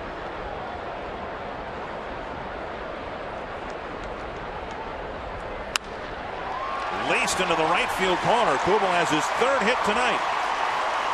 An extra base hit, and he stops at second and now will go on to third. If it's a triple, he's 3/4 of the way to the cycle. Abreu had some problems with the ball along the wall in the warning track. But the tying run now 90 feet away. Well, he got the green light 3-0, and he hammered down that right field corner. Abreu fighting the ball and the baggie as the ball kind of caroms off that little corner and deflects towards center field. Kubel thought about stopping at second, but then made it over to third, and they credit him with a triple. The Angels bring the infield in. Here's Cuddyer, who doubled to right field his last time up.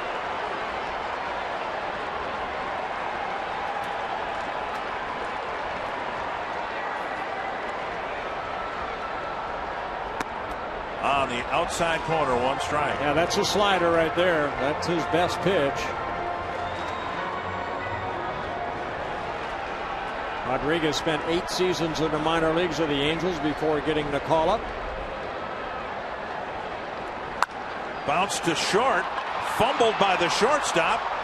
Cuddyer still retired. Ibar didn't field it cleanly, but Kubel stayed at third, 2 down. Boy, he fought it right there. Cuddyer hit it sharply, but right at Ibar, who was playing in. And Ibar, you can see, ouch, that got a piece of him right there. And he ends up showing off his good arm as he throws that ball across the diamond. Now Butcher coming to the mound with Busher coming to the plate. The Twins have had so many opportunities like this one slip through their fingers in the first 2 weeks. And now Rodriguez hoping to spoil the 1-out triple by Kubel. Well, Cuddyer couldn't have hit it any harder, but it was right at Ibar. Ibar had to play that short hop and kept it in front of him. Busher is 0 for 2.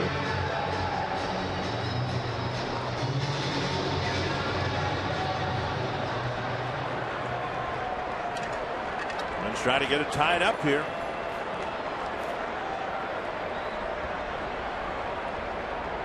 Hoping for a big 2-out hit from Brian Busher.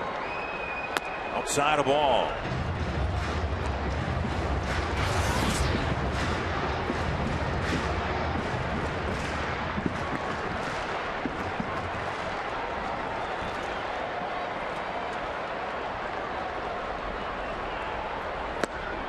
Speed pitch over for a strike to even the count.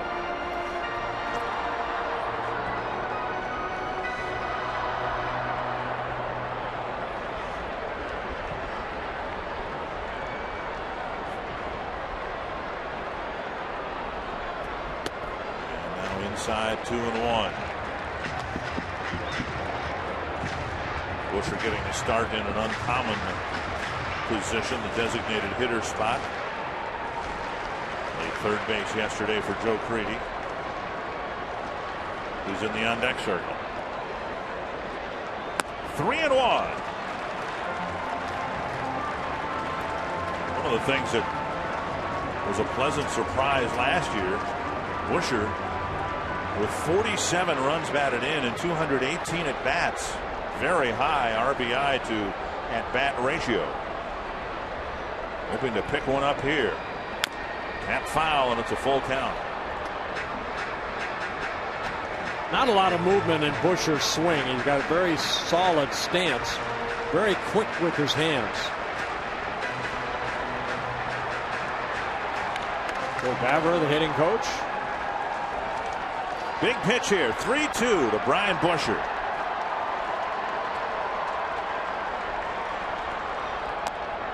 And Napoli wanted it up high, just not that high. Busher will trot to first, and Crede will have a chance.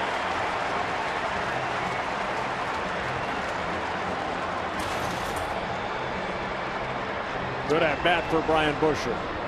Blackburn hoping that he can take the mound with the lead again. Crede has just 2 runs batted in on the season, but they've both been big ones. The game winner here a few nights ago. And then, of course, his home run to start the scoring in a Twins win in Chicago a week ago tonight.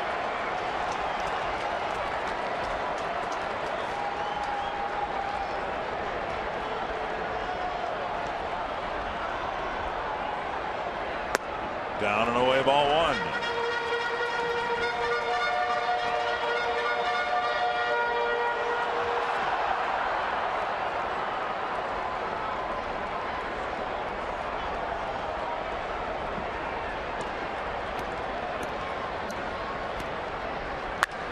Sharply hit and through. Creedy comes through to tie the game. He took the first pitch and hooked the next one to left field. Rodriguez went with a slider to go ball one. Then he came back with a fastball, and Joe Creedy was sitting on it. His third RBI of the year. Game ties the game up. Right past Figgins at third base into left field. Hubel scores. And now 2 aboard for Redmond.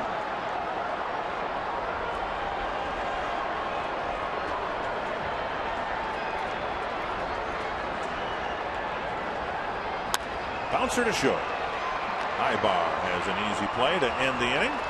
But Joe Creedy comes up with a 2-out hit to tie the game at 3, and we go on to the 7th inning.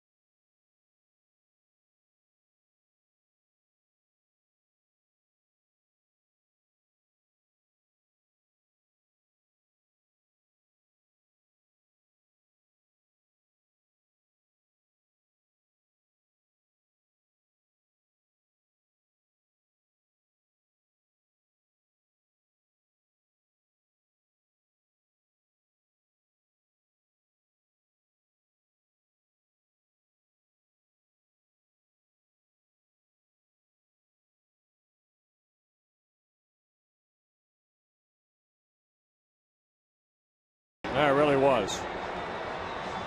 Got the game tied up. Now we go to the 7th. Nick Blackburn will face the top of the Angel order, starting with Sean Figgins.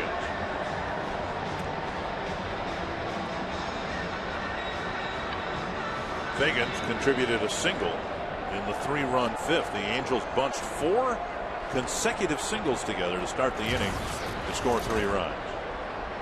Figgins takes a breaking ball and strike 1. That is Blackburn's 98th pitch.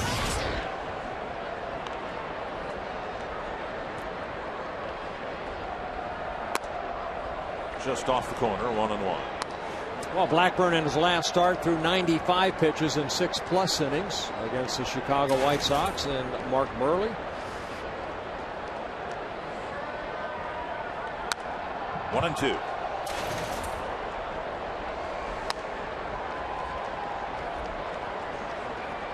Blackburn's only had 1 hiccup, and that was in the 5th inning when the first 4 hitters got base hits, and then he worked out of it.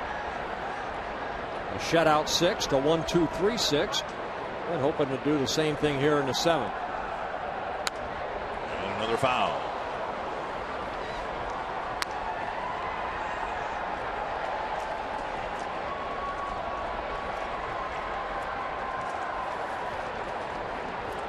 Because the bullpen has struggled, these are situations that starter, even though Blackburn had 97 pitches coming into the inning, give me one more. Give me one more. That's exactly what Nolan Ryan wants his minor league staff to do, and hopefully filter that up to the big leagues. Jesse Crain, Craig Breslow warming up.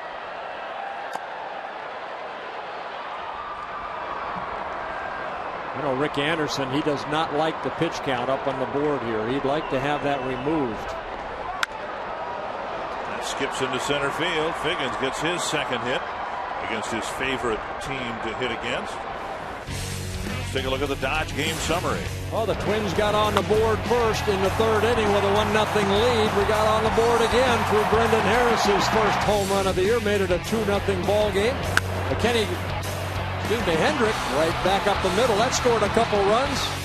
There's a tie ball game until the Angels went ahead. And then when the Angels up by 1, Joe Crede, we just saw him tie the game, scoring Kubel. And we'll see what Kendrick does here. He's already got a couple of hits. Figgins a threat to steal. We mentioned he's leading the Angels with 5 stolen bases.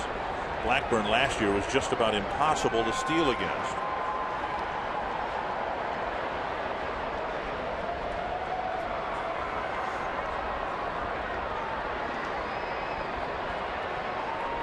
Figgins stays put, and the pitch nearly sails to the backstop. Ball 1.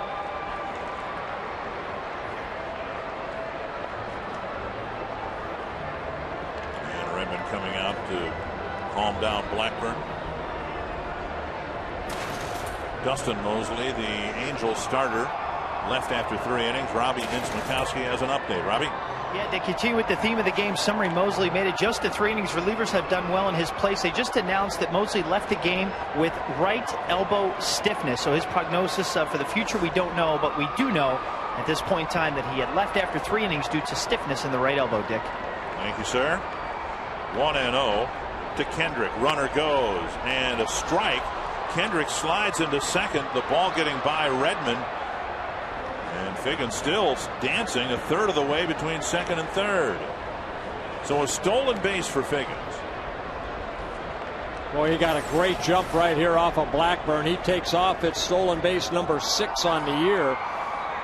Figgins back in 2005 stole 62 bases to lead the American League. Last year, 34 stolen bases in 47 attempts.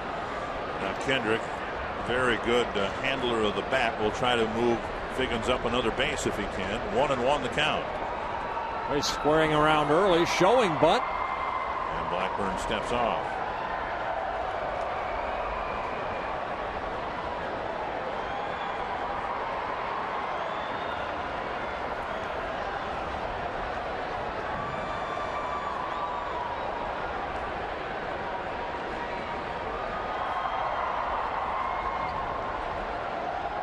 Squares again, and the bunt. Blackburn got to hurry, and he got Kendrick. The sacrifice complete. Figgins moves to third. You know, a lot of people in baseball have suggested what you've suggested, that the game of baseball is evolving now with the steroid era behind us. Take a look at the sacrifice bunt here. Yeah, good bunt right here because this ball ran in on Kendrick and still able to get the barrel of the bat down and deaden that ball. And Blackburn has the only play, and that's to get the out at first. So a good bunt right there by Howie Kendrick. And Ron Gardenhire is going to make a move, bringing in Jesse Crain.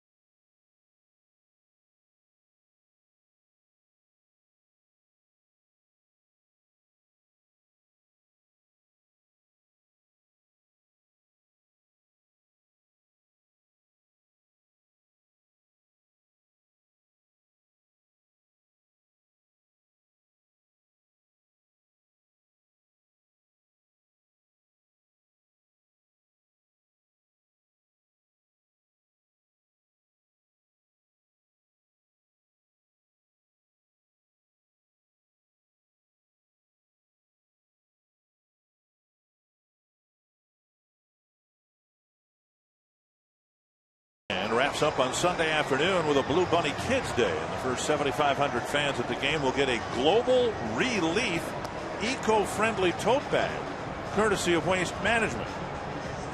A great day to bring the kids and get a tote bag too. I'm guessing it's made out of recycled materials. You can visit twinsbaseball.com for tickets. Jesse Crain has been the most reliable reliever the Twins have had this side of Joe Nathan, so he gets a call here with the lead, Angel lead, or the game hanging in the balance in the 7th inning. Well, Jesse brought in for one purpose. He throws the ball hard. He's got that curveball. He's trying to get the strikeout. So far, 6 strikeouts in 5 2/3 innings, making his 7th appearance. Either get the pop-up or the strikeout right here from Asturias. Infield in. Up and away, ball 1. Crain was brilliant a few nights ago in setting the Blue Jays down in order in 2 innings. The Twins ended up winning the ball game. Yeah, that the 11th inning 3-2 win over the Blue Jays, the only win the Twins had.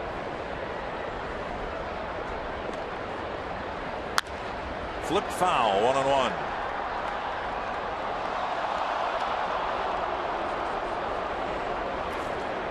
Crain worked in yesterday's ball game through 11 pitches, 7 first strikes in a shutout inning. Left-hand hitting Bobby Abreu is on deck, so we'll see if Crain is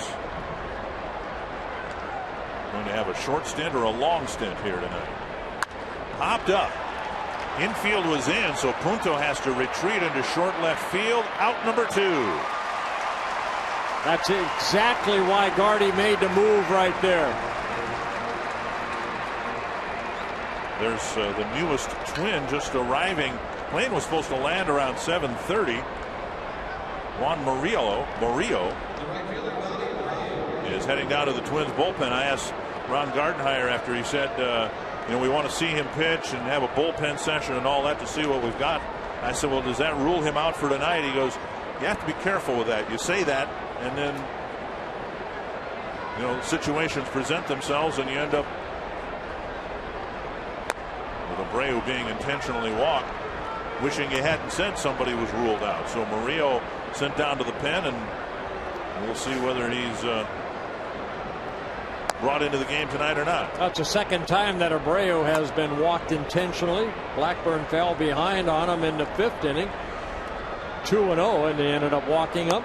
And then got Torrey Hunter to pop up to short, and then got Morales to pop up to second to end the 5th inning.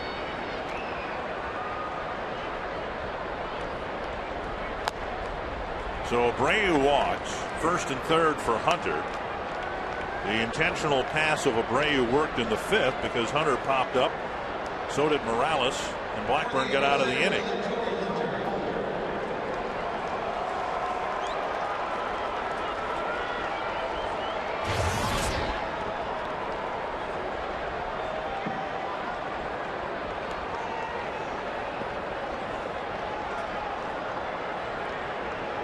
Two down, 2 on in a tie game in the 7th.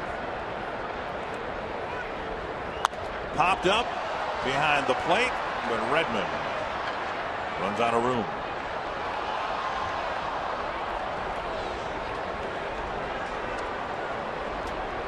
Torrey, of course, signed the big contract with the Angels. He signed through 2012. It'll be interesting to see. He knows Jesse Crain. He's seen from center field Jesse Crain pitch many times. He knows he has a good fastball. Now in spring training, we talked about Jesse working on that curveball. If he can get ahead and maybe show it to him. Abreu goes on another foul ball. So the Angels doing a lot of running. Abreu stole a base in the 5th. Figgins stole a base here in the 7th. And Crain one good pitch away from stranding a couple of runners here in the 7th.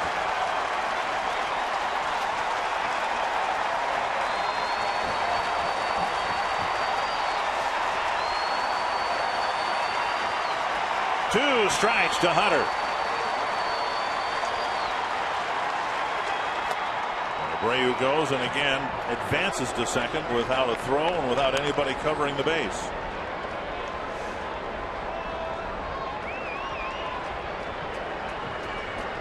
high breaking pitch from Crane. That was more the slider right there. I want him to drop that curveball, the one that he was working on in spring training on him right here. Torrey probably has not seen that. He's expecting everything hard. And Crane and Redmond will chat about it.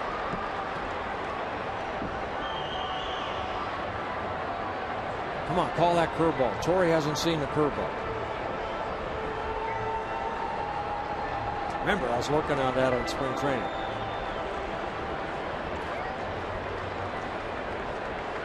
Now, when you called the catcher out and demanded a pitch. Now, a lot of times not, you talk about if you miss here, this is what you want to do. You want to maybe come fastball in, then let's go breaking ball away. Sometimes you talk more than just one pitch. 1-2 to Hunter.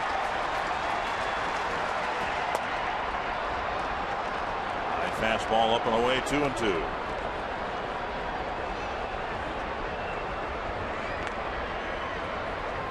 Well, you throw enough of those high fastballs, then that curveball comes out of that same plane. 2-2 to Hunter. Oh, there it was, but there it was. He started outside the strike zone. Yep. Now you have first base open. We're going to take a look at this breaking ball right here. Just out of the strike zone down. Pretty good take by Mr. Hunter there, too. You have first base open. You don't want to give in to him right here. Do you come back with another breaking ball? Morales on deck. Oh, he just got a piece of it. He came back with another breaking ball, and Torrey hit it right off the end of the bat. That's what I do right here. I come back with another curveball, and he does, and Torrey just gets a piece of it. And now Redmond and Punto and Crane. Well, they want to make sure they're on the same page right here. What do they want to throw here? 3-2. Go talk to him.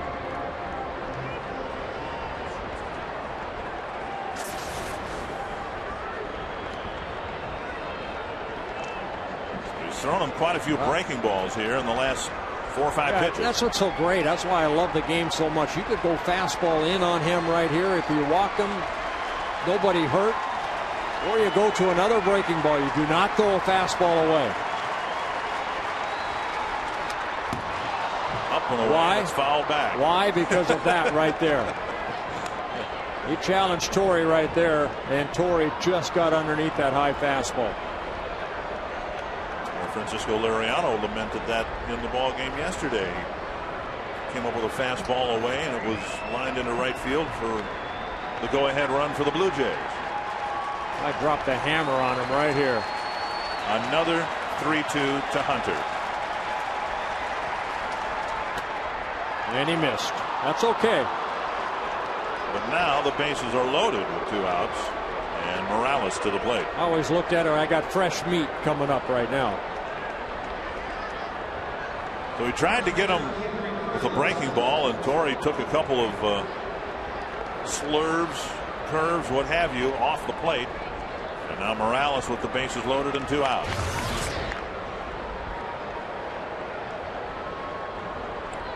One for 3 for Morales.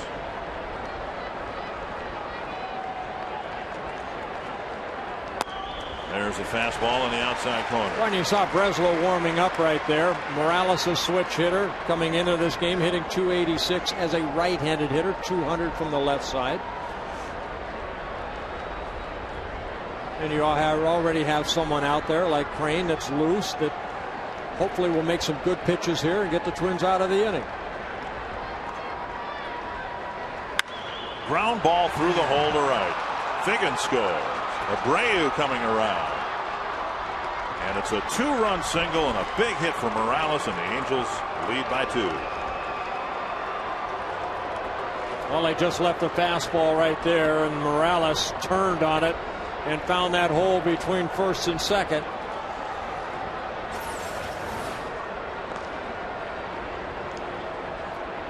A fastball, Morales getting the barrel of the bat out, hitting it on the ground. Cuddyer gets it back in, but Figgins scores. And Abreu scores, and Torrey Hunter moves over to third. Here's Napoli with runners on the corners and 2 out. Sturis retired on the pop-up, then the intentional walk to Abreu, the long battle, and good plate appearance for Hunter getting the walk. There's a breaking ball over for a strike. And then Crane got ahead of Morales, but then Morales spanked a single to right, and the Angels are back in front.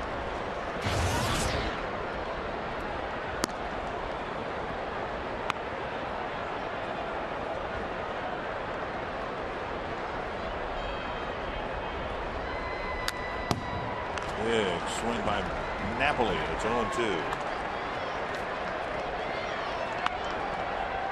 The 4th run charged to Blackburn. The 5th run charged to Crane.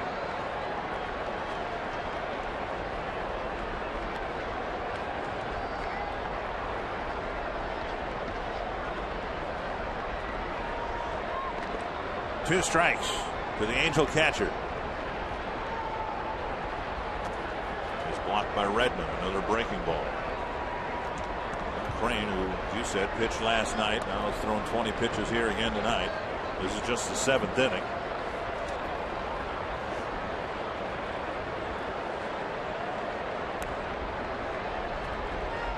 So there will be outs to get in the 8th and 9th. Crane pitching so much here in the 7th, he likely won't pitch beyond this inning.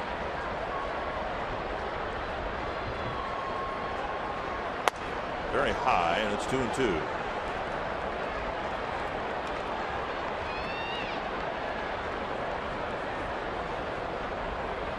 And the call's being made to the bullpen to get somebody else warming up down in the bullpen. Rick Stelmazik.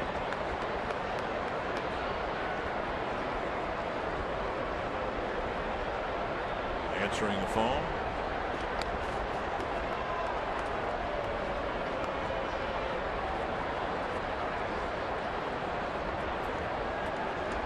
Guerrero starting to get loose now. Breslow is ready.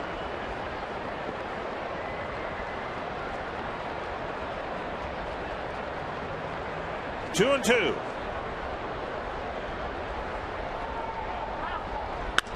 Base hit center field. Hunter will score, and the Angels lead by 3. Span fumbles it in center field, and that will allow Morales to take an extra base. An RBI single for Napoli, got a high fastball and hit it to center field. Span will be charged with an error, allowing Morales to go from second to third. And the Angels opening it up here with their second 3-run inning. You see again the pitch up in the strike zone. Crane got ahead of Morales 0-1 before his single. Got ahead of Napoli 0-2.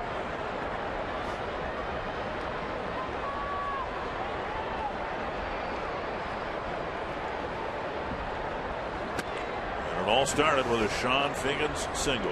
Yeah, he's missing with that curveball, the slurve that he worked on. He's starting it over the heart of the plate, and it's breaking down and away rather than starting it at the hitter.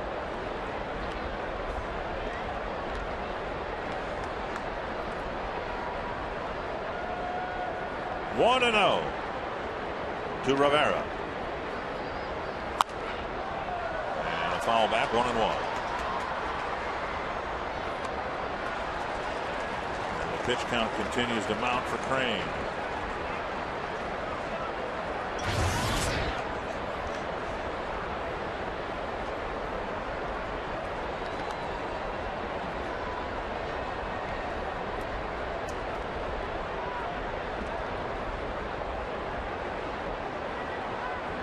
Twins have been in the field for a long time. Rivera, the 8th batter this inning. 1-2.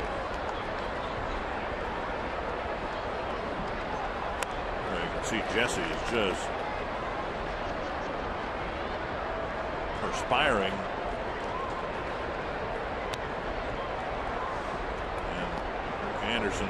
Again, Dick, you know what? I mean, the relievers are asked so much in today's game. Jesse not only pitched yesterday 11 pitches, he also threw Tuesday where he threw 28 pitches. Right. So they all mount. They all take its toll. on the relievers. And a foul. And the bat's still very much alive. You saw Jose Arredondo warming up in the Angel pen.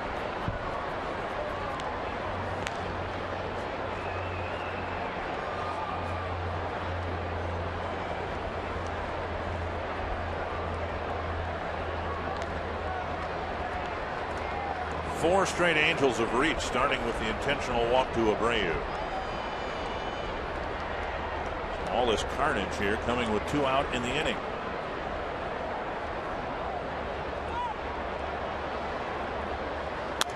Popped up a foul ball as Crane held the ball. Napoli took 2 hard steps towards second base and then slammed on the brakes and got back toward first base.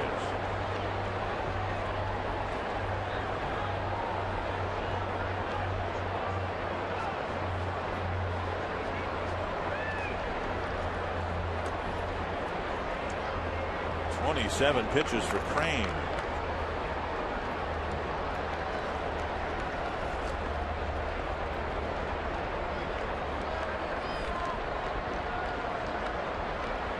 One and two. And one way or the other, this is going to be his last hitter, I'm sure. I'll make it a good pitch and get out of this inning. Breslow, the lone lefty in the Twins pen. He's had some issues throwing strikes. Guerrero had a rough inning last night.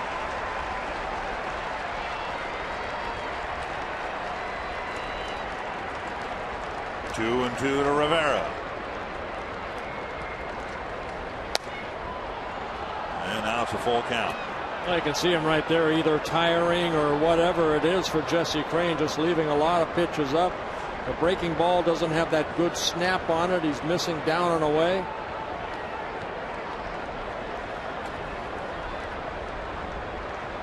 '30th pitch of the inning for Crane.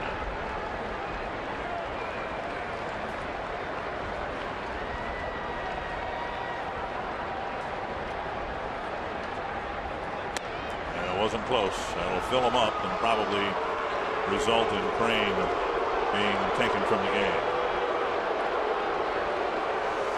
Fans express some unrest, but again, this is a situation where Crane simply has pitched too much in the first 2 weeks of the season again. Matt Guerrero will try to get the Twins off the field.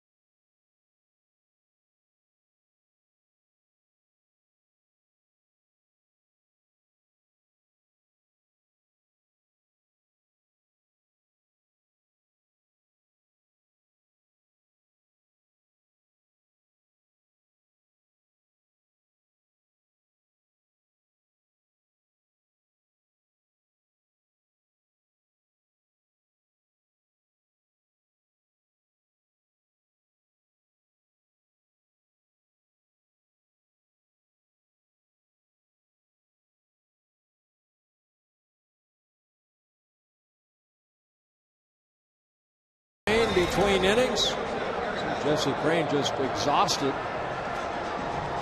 And Matt Guerrero coming in. He worked in last night's ball game through 21 pitches. Not a good outing for Matt Guerrero last night. The ERA at 8.44, because in last night's ball game, 2/3 of an inning, gave up 4 hits, 4 runs, all earned, and 1 2-run home run to Marco Scutaro in that 7-run 7th inning for the Blue Jays. Ibar, the ninth man to bat. He takes strike one. Bases are loaded. The Angels have already scored 3 times this inning.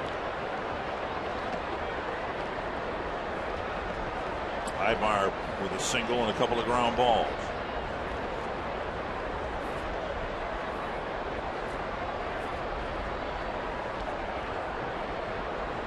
Rays beat the White Sox 6-5. Earlier, the Yankees beat the Indians 6-5.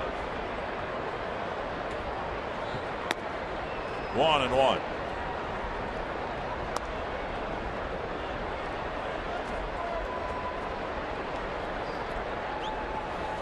Blackburn is log complete. 6 1/3 innings, 4 earned runs. Crane already on the hook for a couple of runs, and he's responsible for the 3 men on base. And another base hit. It'll score 2 more, and it's a 5-run inning for the Angels. Well, Ibar picking up his second hit, driving in his second and third runs of the year. And the Twins have had some innings like this that just seem like they do not want to end. Ibar just kind of reaching out and hitting it softly into right field. Cuddyer gets it back in with 2 outs. Morales scores. Napoli scores.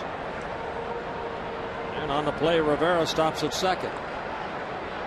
Here's Figgins, who started this mess with a base hit. A stolen base, went to third on a sacrifice. There's a Tapper foul.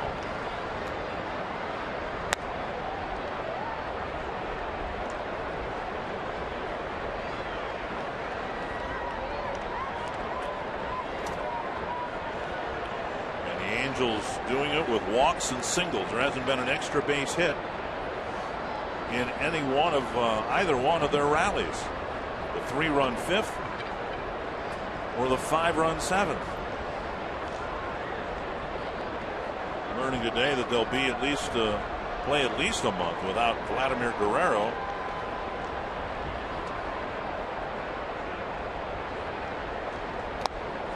Dug out by Redmond, who's had a marathon inning here in the 7th.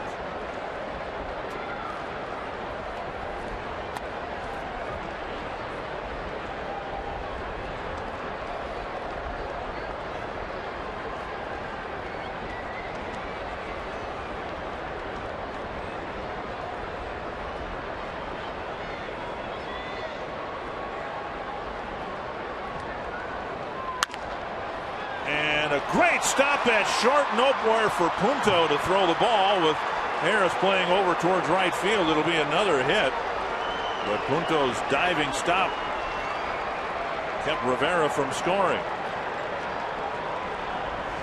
A great effort right there by Nick Punto, going to his right. And Harris, like you said, he was playing a deep second base.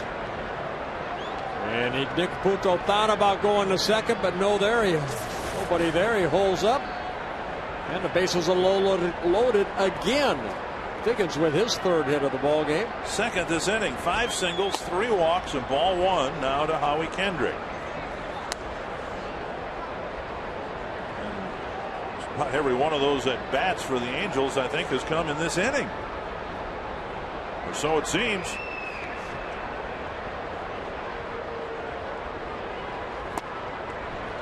One and one.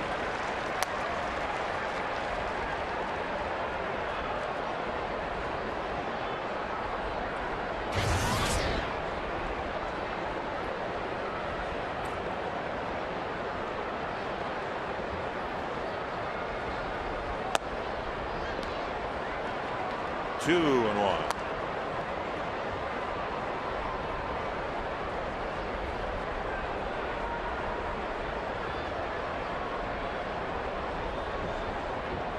Brutally long inning, the 11th plate appearance of the inning. And Guerrero puts a lid on it. The Angels strike for 5 and open up an 8-3 lead.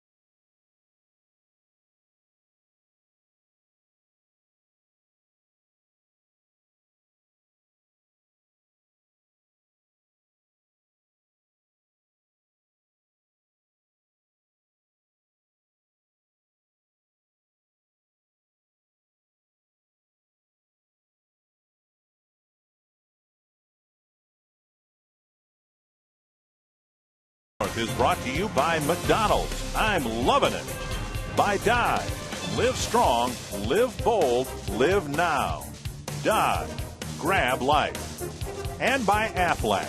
Ask about it at work. Mountain Dew, fans of the game, you are here by Circle. A lot of nice signs out here tonight. There you go. You are here by Circle. Nick Punto will lead things off for the Twins in the 7th. And Rodriguez, who struggled to get through the 6th, now finds himself a pitcher of record with a 5-run lead. Yeah, just making his 2nd major league appearance. Punto drives a base hit to left center field. Well, the Angels started their 7th inning with a base hit. Let's see where this inning takes the Twins with Punto aboard. Yeah, Twins get, or Nick Punto gets his first, the 8th for the Twins. Span has been called out on strikes twice and is 0 for 3 tonight.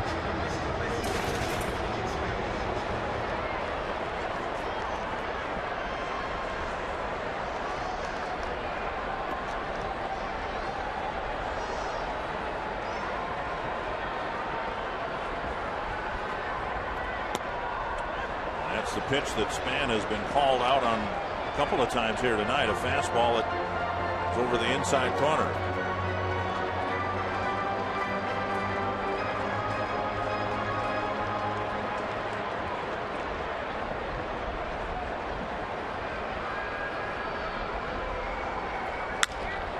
Off the glove of the pitcher. Everybody's safe. The ball thrown away. Span to second, Punto to third.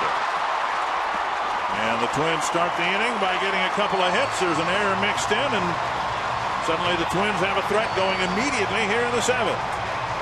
Boy, if you're the first baseman, Morales, your eyes get very big right here when Rodriguez got that ball hit off his glove and then ran after it and then thought about just throwing a rocket over to first base to get the speedy Denard Span.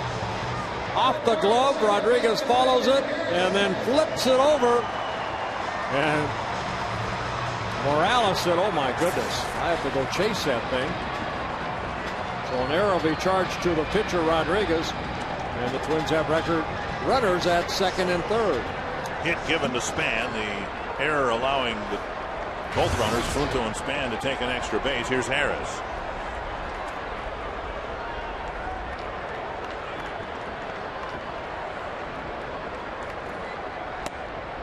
Away, ball 1.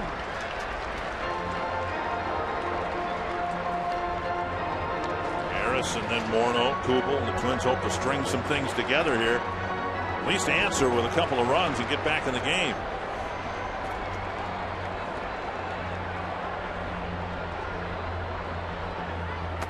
Swing and a miss. 1-1.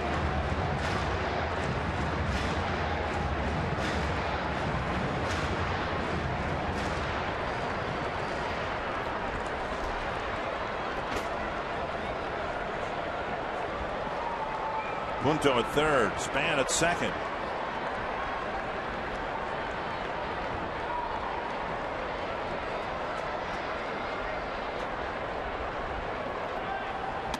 Breaking ball left up high.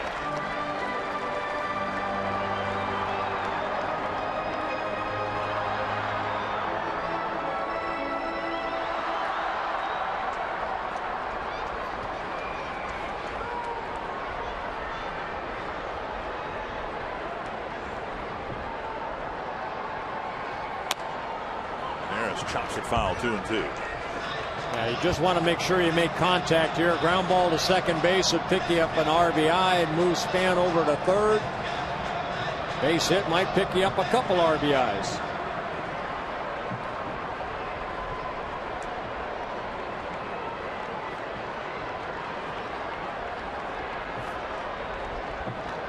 Two and 2 to Harris. Blasted to right center field with some carry. Hunter going back, makes the catch against the fence. Punto scores. Span to third. He didn't take a home run away, but he covered a lot of ground to take an extra base hit away. Well, how many times did we see this in a Twins uniform? Torrey Hunter playing center field here at the Metrodome. Got a great jump and looked for a second. It was over his head, a high breaking ball. Torrey making the catch, running into the baggy outfield. Harris picking up an RBI, his second of the ball game. And Harris can't believe it, but Punto scores, and Span moves over to third. Twins are within 4.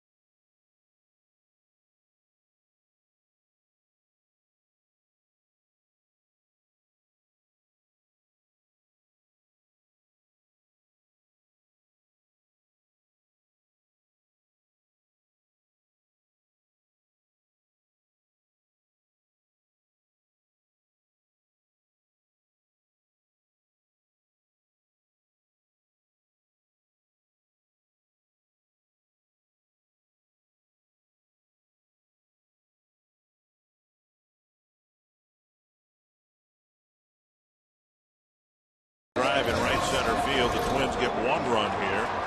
Morneau will face flamethrower Jose Arredondo with a runner at third and 1 out. Arredondo coming in for the 6th time. 4 innings pitched so far. 1 walk, 5 strikeouts. Hard throwing right-hander with a hard slider, a split finger, and an occasional curveball.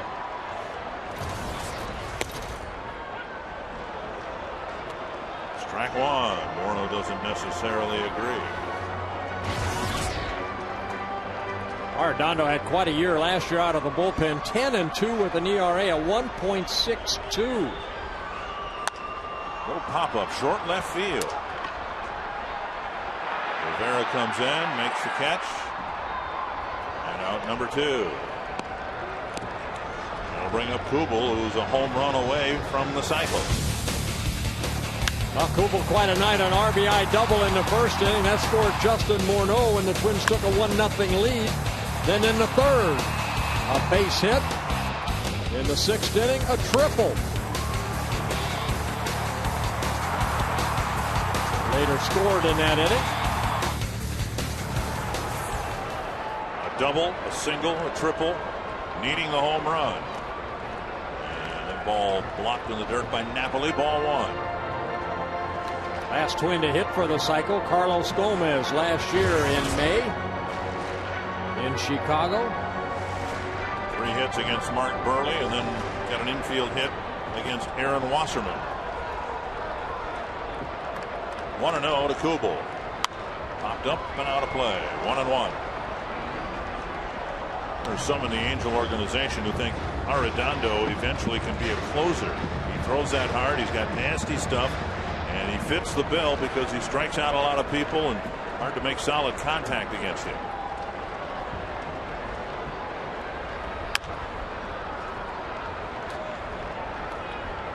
1-2.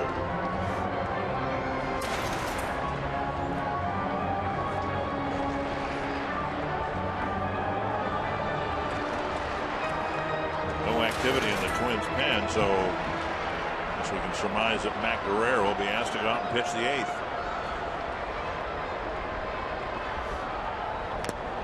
Swing and a foul tip. Napoli hangs on, and that ends the inning. The Twins have a promising start to the inning, but still get the 1 run and trail by 4.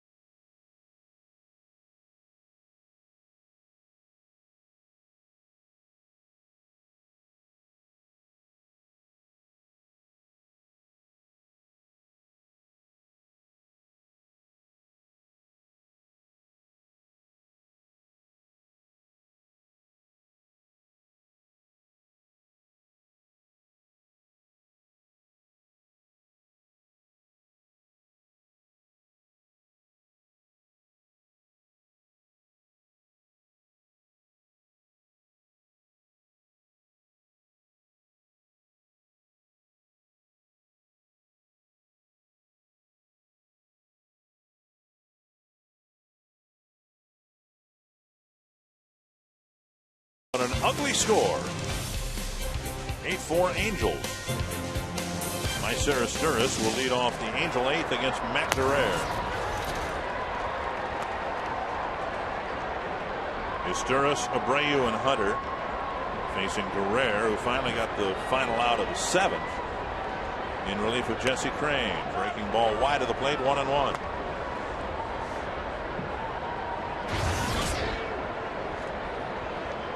Izturis was retired by Crain, and at the time we thought it was a big out. The second out of the inning. And then the Twins opted to intentionally walk Abreu and went after Hunter, but an unintentional walk was followed by 5 more base runners or batters reaching successfully. That's strike 3. Redmond fires down the line. Morneau can't handle it. Harris fields, and the throw to second base. So kind of the way it's gone here in the last half hour or so. Guerrero strikes out Izturis, and he still reaches first base. Yeah, the curveball that got away from Mike Redmond. Now the ball came back, hit the wall back here, came right for Mike Redmond, and then the throw low to Justin Morneau, who could not pick it. So Izturis on. Take a look at the breaking ball right there, getting away from Redmond, but the ball bouncing right to him. And then the low throw gets past Justin. Here's Abreu. Runner goes. Redmond's throw. Not in time. Well, the Angels stealing bases here. And up by 4. They want to get that 5th run lead if they can. 4 stolen bases in the ball game, 2 by Abreu. Saw Izturis get one right there. Biggins had one last inning.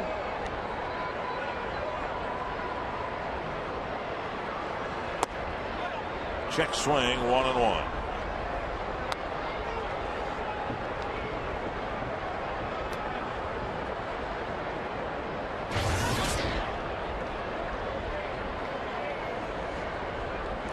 Abreu with a pair of intentional walks. Comes to the right side. Morneau has it. Guerrero covers. 1 out, and Izturis advances to third. That's still a productive route right there, because Izturis going from second to third. Twins Pro Shops are convenient places to get tickets and merchandise, and tomorrow morning you can meet a Twins pitcher. Matt Guerrero, Jesse Crain, and Craig Breslow will be appearing from 11 to 12:30.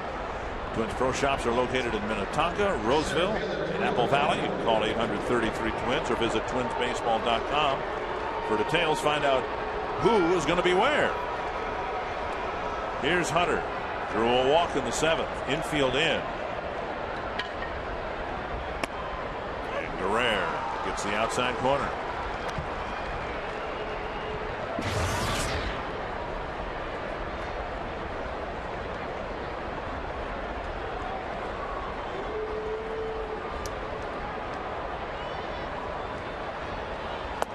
Half swing.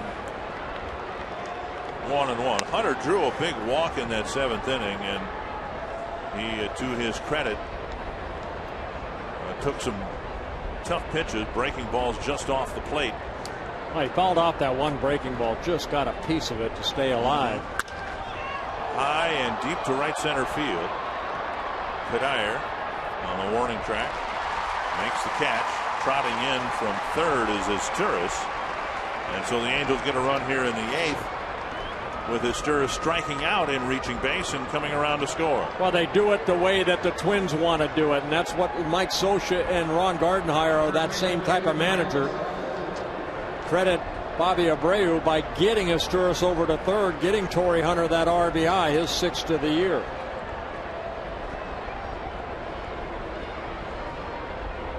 And now Morales with 2 gone. Strike 1.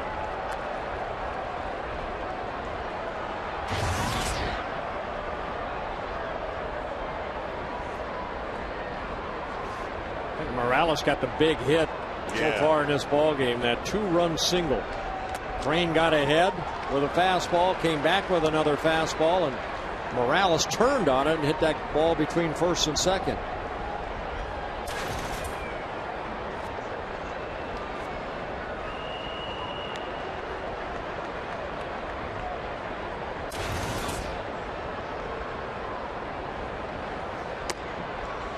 Angels very good at moving runners along. When they had their really good teams a few years ago when they won the World Series, they had a home run champion in Troy Glaus.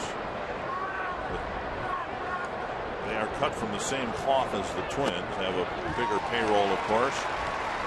Guerrero strikes out Morales. A couple of strikeouts in the inning. No hits, no walks, but the Angels still get a run in the eighth.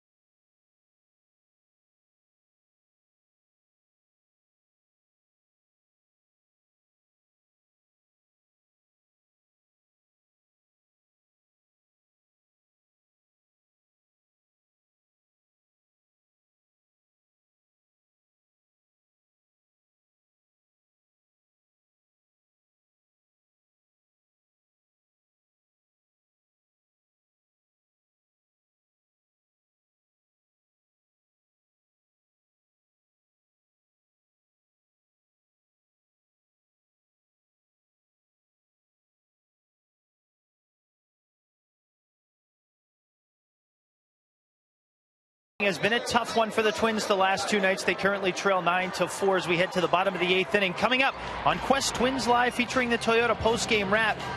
Keeping the ball down. Bert Blyleven, Ron Coomer going to talk about how to keep the ball down as the Twins have gotten burned again for the second consecutive night. Kubel crushing Jason Kubel. A single, a double, a triple in the game tonight. And pitchers fielding the bunt is our instructional with Bert and with Ron. And it's funny, Bert, the one thing I noticed is that pitchers, you know, from 60 feet, 6 inches away can put it in a spot the size of a baseball mitt. But when you have a target the size of Justin Morneau, sometimes it's a bit of a struggle getting the ball to first base. So we're looking forward to you showing us how it's done. Well, I'll show you how it's done, but we'll talk about it. 2-1 to Cuddyer. Will be followed by Bushner and Treat.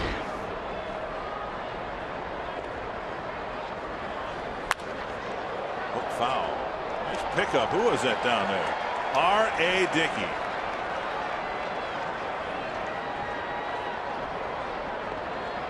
Dickey protecting the catcher and Breslow, who's warming up. 2-2. And Cuddyer will get an infield hit. Figgins cut across and let the shortstop Ibar field it in the hole, but a seeing eye infield hit for Cuddyer. Yeah, the only one that really had a play was probably Sean Figgins. If he's able to cut it off, it was just out of his reach. And hoping that Ibar behind him would be able to field it and make a throw across the diamond. Busher 0 for 2 with a walk. Cuddyer gets his second hit of the ball game.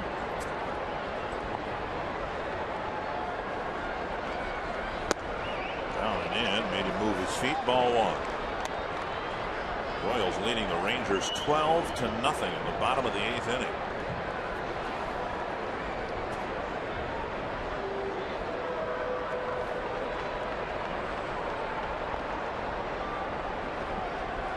Royals getting some bad news. Alex Gordon, their young third baseman, having to have hip surgery by the same doctor who performed the hip surgery on Alex Rodriguez.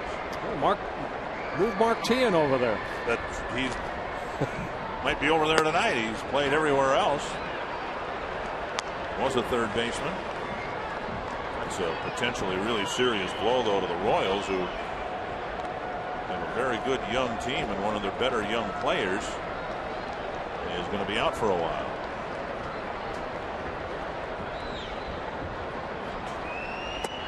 Busher strikes out. Good changeup right there.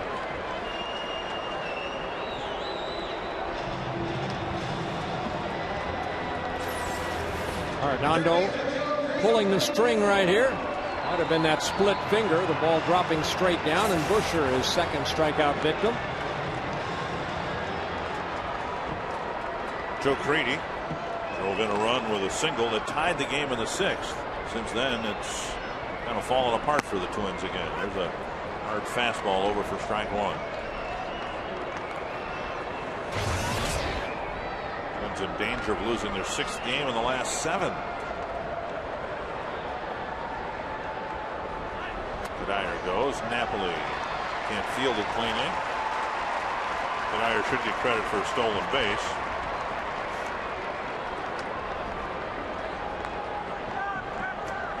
They give Cuddyer a stolen base, his first of the year.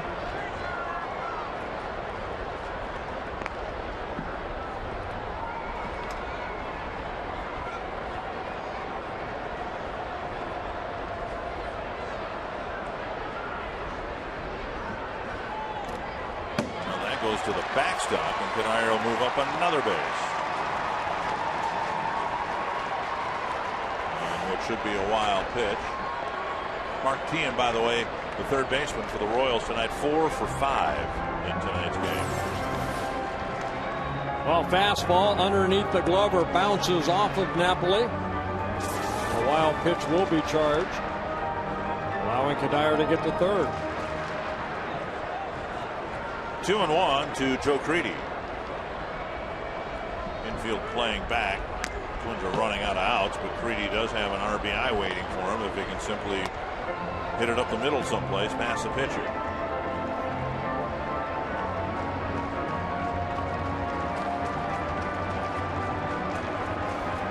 Scott Shields warming up.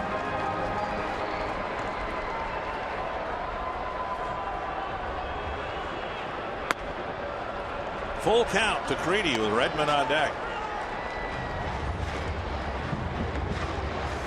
5-run lead. You got to look dead heat right here. Dead fastball. Hopefully it's in your zone. You can drive it somewhere. Outside. So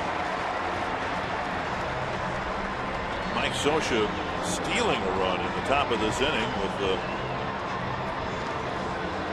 strikeout victim is Turris reaching and then stealing second and coming around to score for this very reason. The Twins coming back with a walk and a single, and Shields will be asked to come into the game trying to protect a 5-run lead with 1 out in the 8th.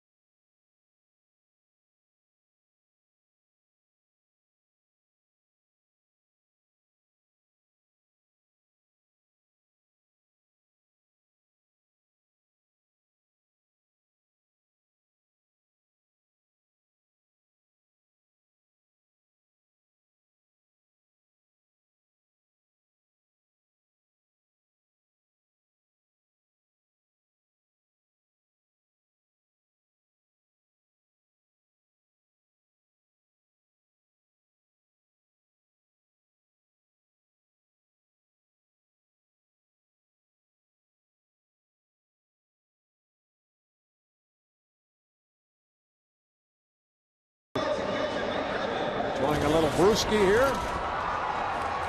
See if the Twins can do something to make the score a little bit more appetizing.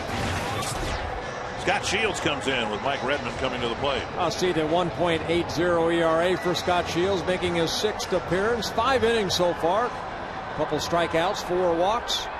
Opponent's hitting just 116 off a guy that appears in a lot of ball games for the Angels over the years. In his 9th season with the Angels. Here's Redmond. On the inside corner, a strike. Redmond singled his first time up.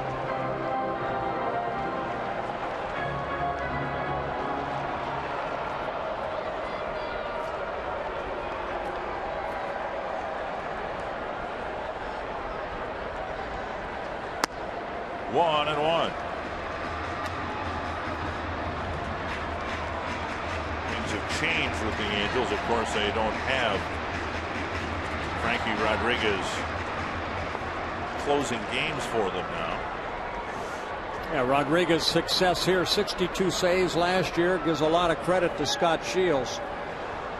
The setup guys, and Shields has always been that man. He's averaged about 72 appearances over the last 4 years out of the bullpen for the Angels.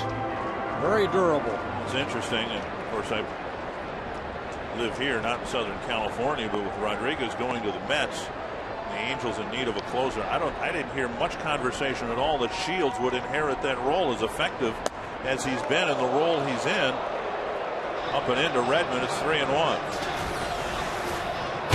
And a franchise high in wins last year. They acquired Teixeira. He's now with the Yankees, and Rodriguez across the way with the Mets. Got 2 very good players right there. But they ended up signing Brian Fuentes, the closer for the Rockies. 3-1 to Redmond. Signed him as a free agent. Half swing. Oh, they called a strike. And it's 3-2.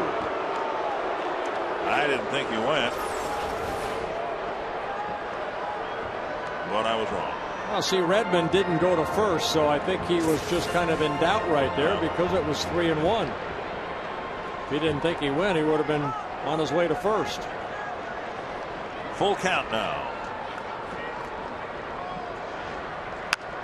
And Redmond dumps it into right field.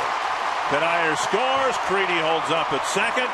Redmond with his second hit. And the Twins get the tying run in the on-deck circle.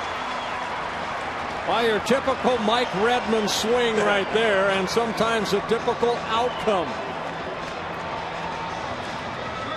Redmond, a career .292 hitter coming into this year. Just fights off a fastball. See that ball running in on him, but he just kind of flares it over the head of Morales at first base. He picks up an RBI, his 2nd of the year, on his 2nd hit of the ball game. Punto singled and scored last inning.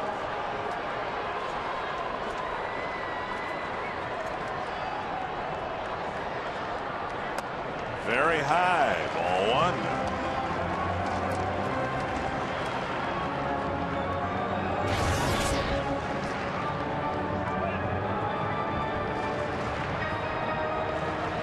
Mike Butcher, the pitching coach, out to talk to his right-hander.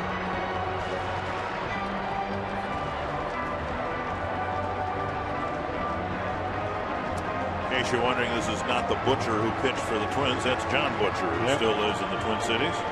Yeah, Mike Butcher, I pitched with him when I was a member of the then called, I believe, the Anaheim Angels back then. Or were they the California Angels? I think they were the Anaheim Angels then.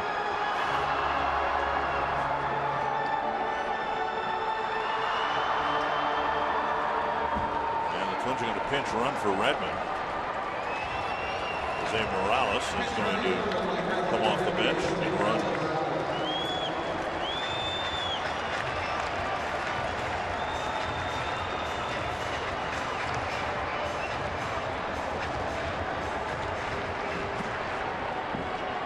Twins with a pair of hits and a walk,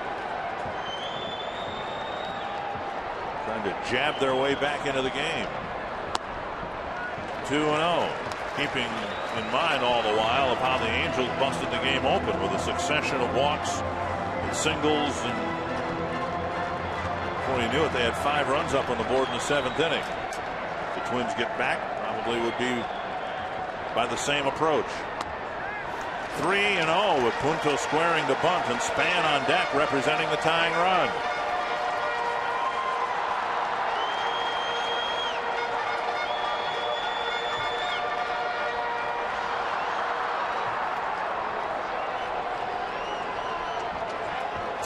To Punto. And now 3-1.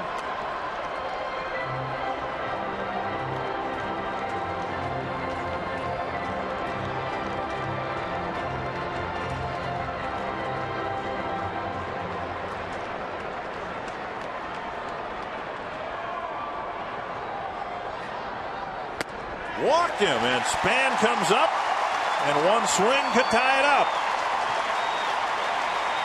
2 singles, 2 walks, still only 1 out in the inning, and no activity in the Angel pen.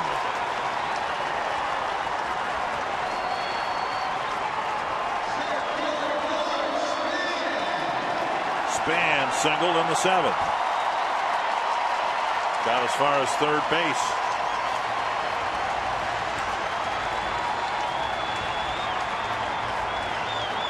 You are here by circle. Let's go Twins. Span trying to find a gap someplace. A double might score 3. Up and away, ball 1. Shields ran the count full to Redmond. Ended up walking Punto and now falls behind Span. 12 pitches, just 4 for strikes for Shields.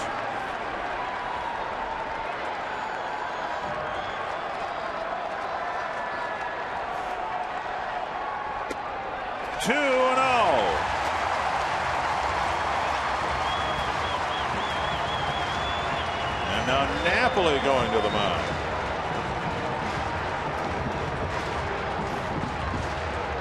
Jason Bulger warming up.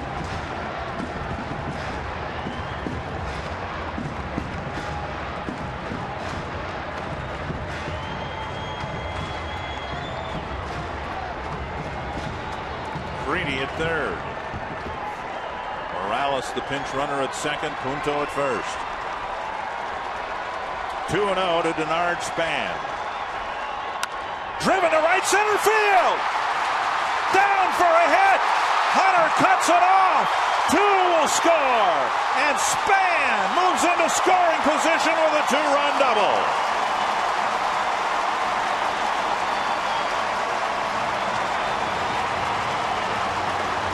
Now Scott Shields having trouble throwing strikes. He has to come in with a fastball, and Denard Span jumped all over it.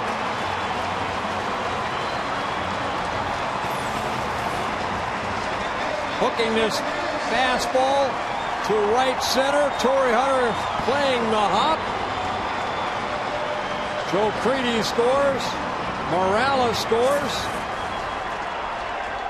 And now Shields will come out of the game, unable to retire a batter.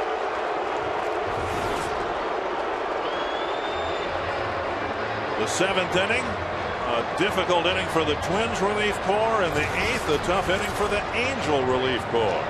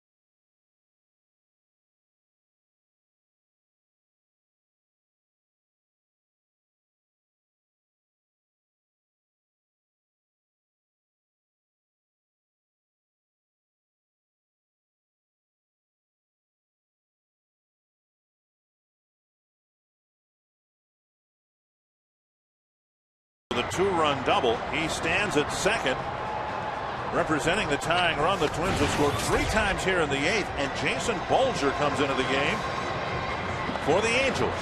Bolger originally signed a #1 pick by the Diamondbacks back in 2001, traded over from the Diamondbacks to the Angels in 2006. This is his 4th season up and down. His first time he's started this season in the bullpen for the Angels. Numbers not very good. An inning and a third. He's gotten 4 outs. He's given up 4 hits, 4 earned runs, a couple of walks. Those are fastball in the low 90s, hard slider, and his best pitch might be the very good changeup. Harris at the plate, 1 out. Up high, ball 1. Reliever number 5 for the Angels.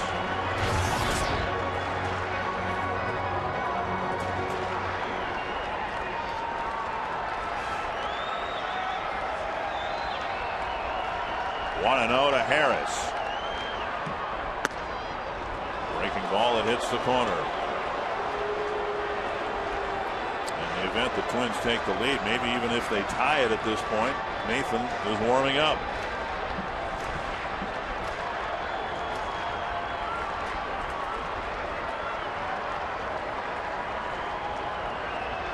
Bolger wants to talk with Napoli.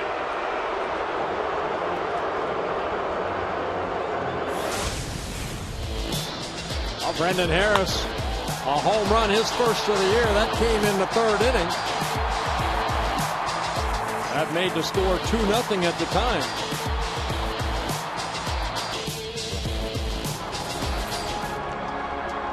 Twins just need a base hit here.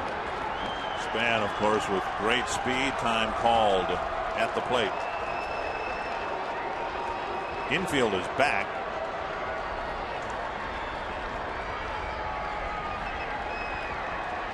1-1 to Harris.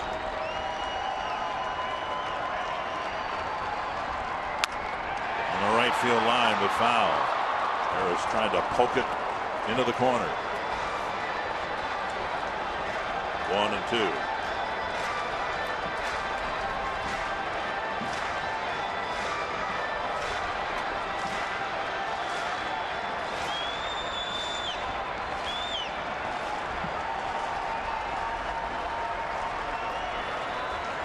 One and 2 to Brendan Harris. Breaking ball wide of the plate.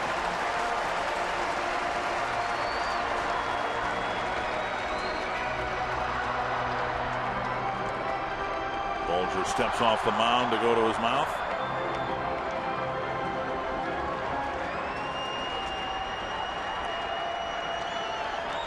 Everything has been away. 2 fastballs, 2 sliders. Took a called 3rd strike for out number 2.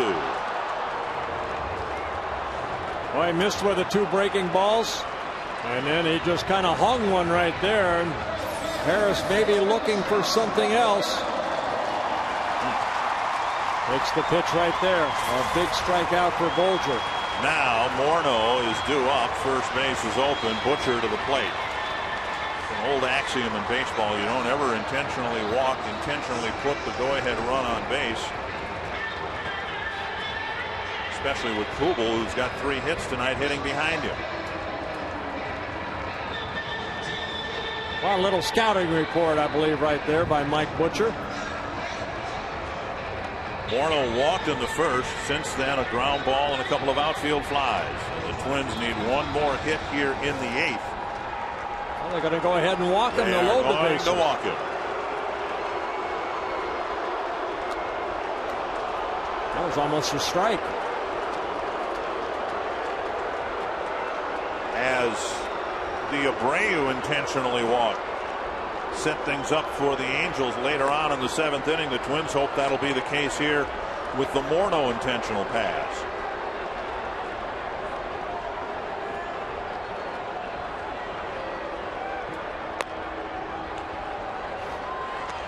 So a sign of respect for Morneau.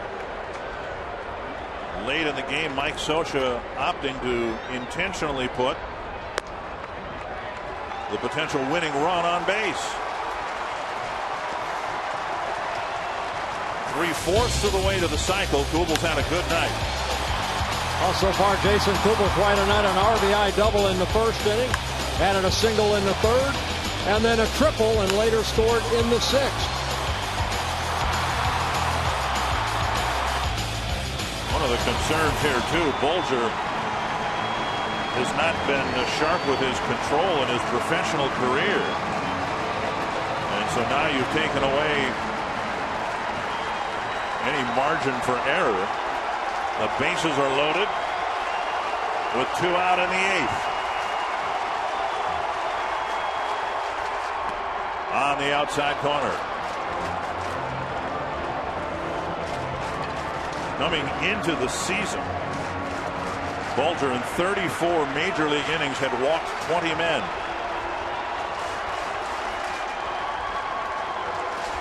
Kubel, the 9th man to bat here in the 8th. A high blast to right field. Up, back, gone! A grand slam for Kubel, and the cycle is complete.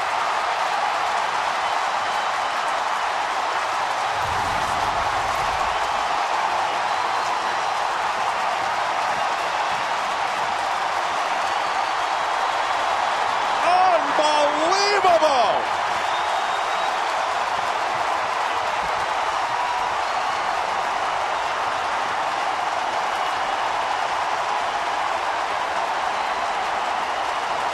If you left this game, shame on you.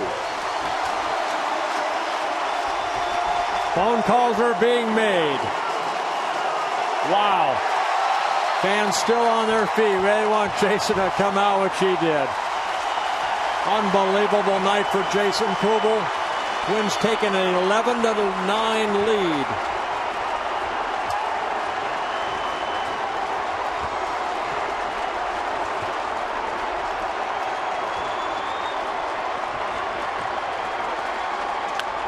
Dyer shoots one foul. An amazing night with Kubel planting this thing in the upper deck. Wow, breaking ball, and Jason knew it as soon as he hit it. His 5th grand slam of his career, and it completes the cycle. Dyer skies one behind second base. Kendrick ends it. The Twins answer with a huge inning in the 8th.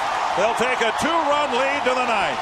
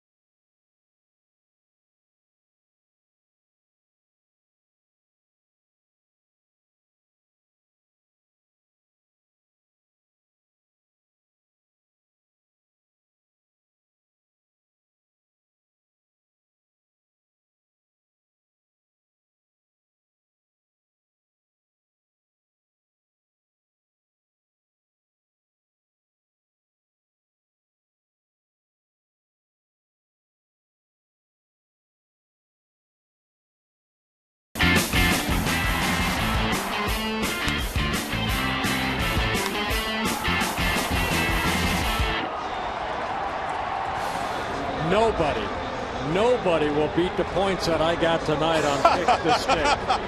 Nobody. A stunning turnaround. The Jeep game reset, and the Twins come up with 7 in the 8th to take a 2-run lead. Unbelievable night for Jason Kubel. And now Joe Nathan in a save situation facing Mike Napoli. Strike one.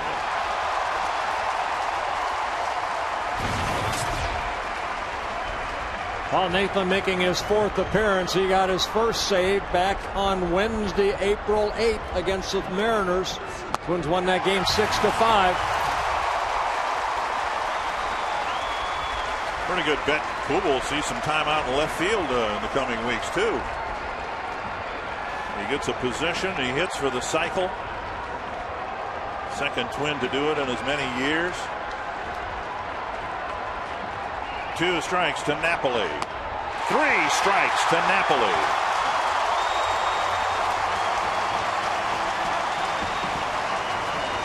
Nathan just reared back and just challenged Mike Napoli. Struck him out on 3 pitches. The final pitch, a good high fastball.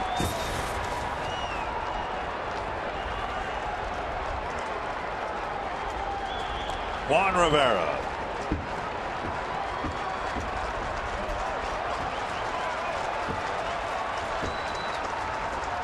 And time called, a ball coming free from the Twins bullpen.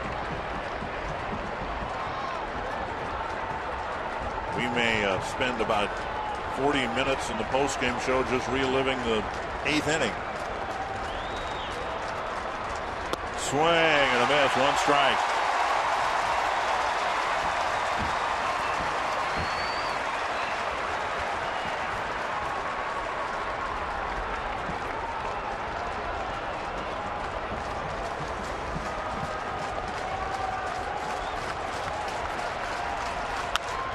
Ground ball right side, Casilla in. He smothers it, out number 2. Defensive changes for the Twins. Spans in left, Gomez is in center, Casillas at second, Morales behind the plate. If this is a Twins win, it's just the 4th home win of the year, but the 3rd dramatic win at home. Ibar, last hope for the Angels, a sentence I didn't think I would say tonight. Popped up, left center field. 1 for the ages, a Twins win with a 7-run 8th. Well, no doubt about who our Quest player of the game is. Jason Kubel, what a night.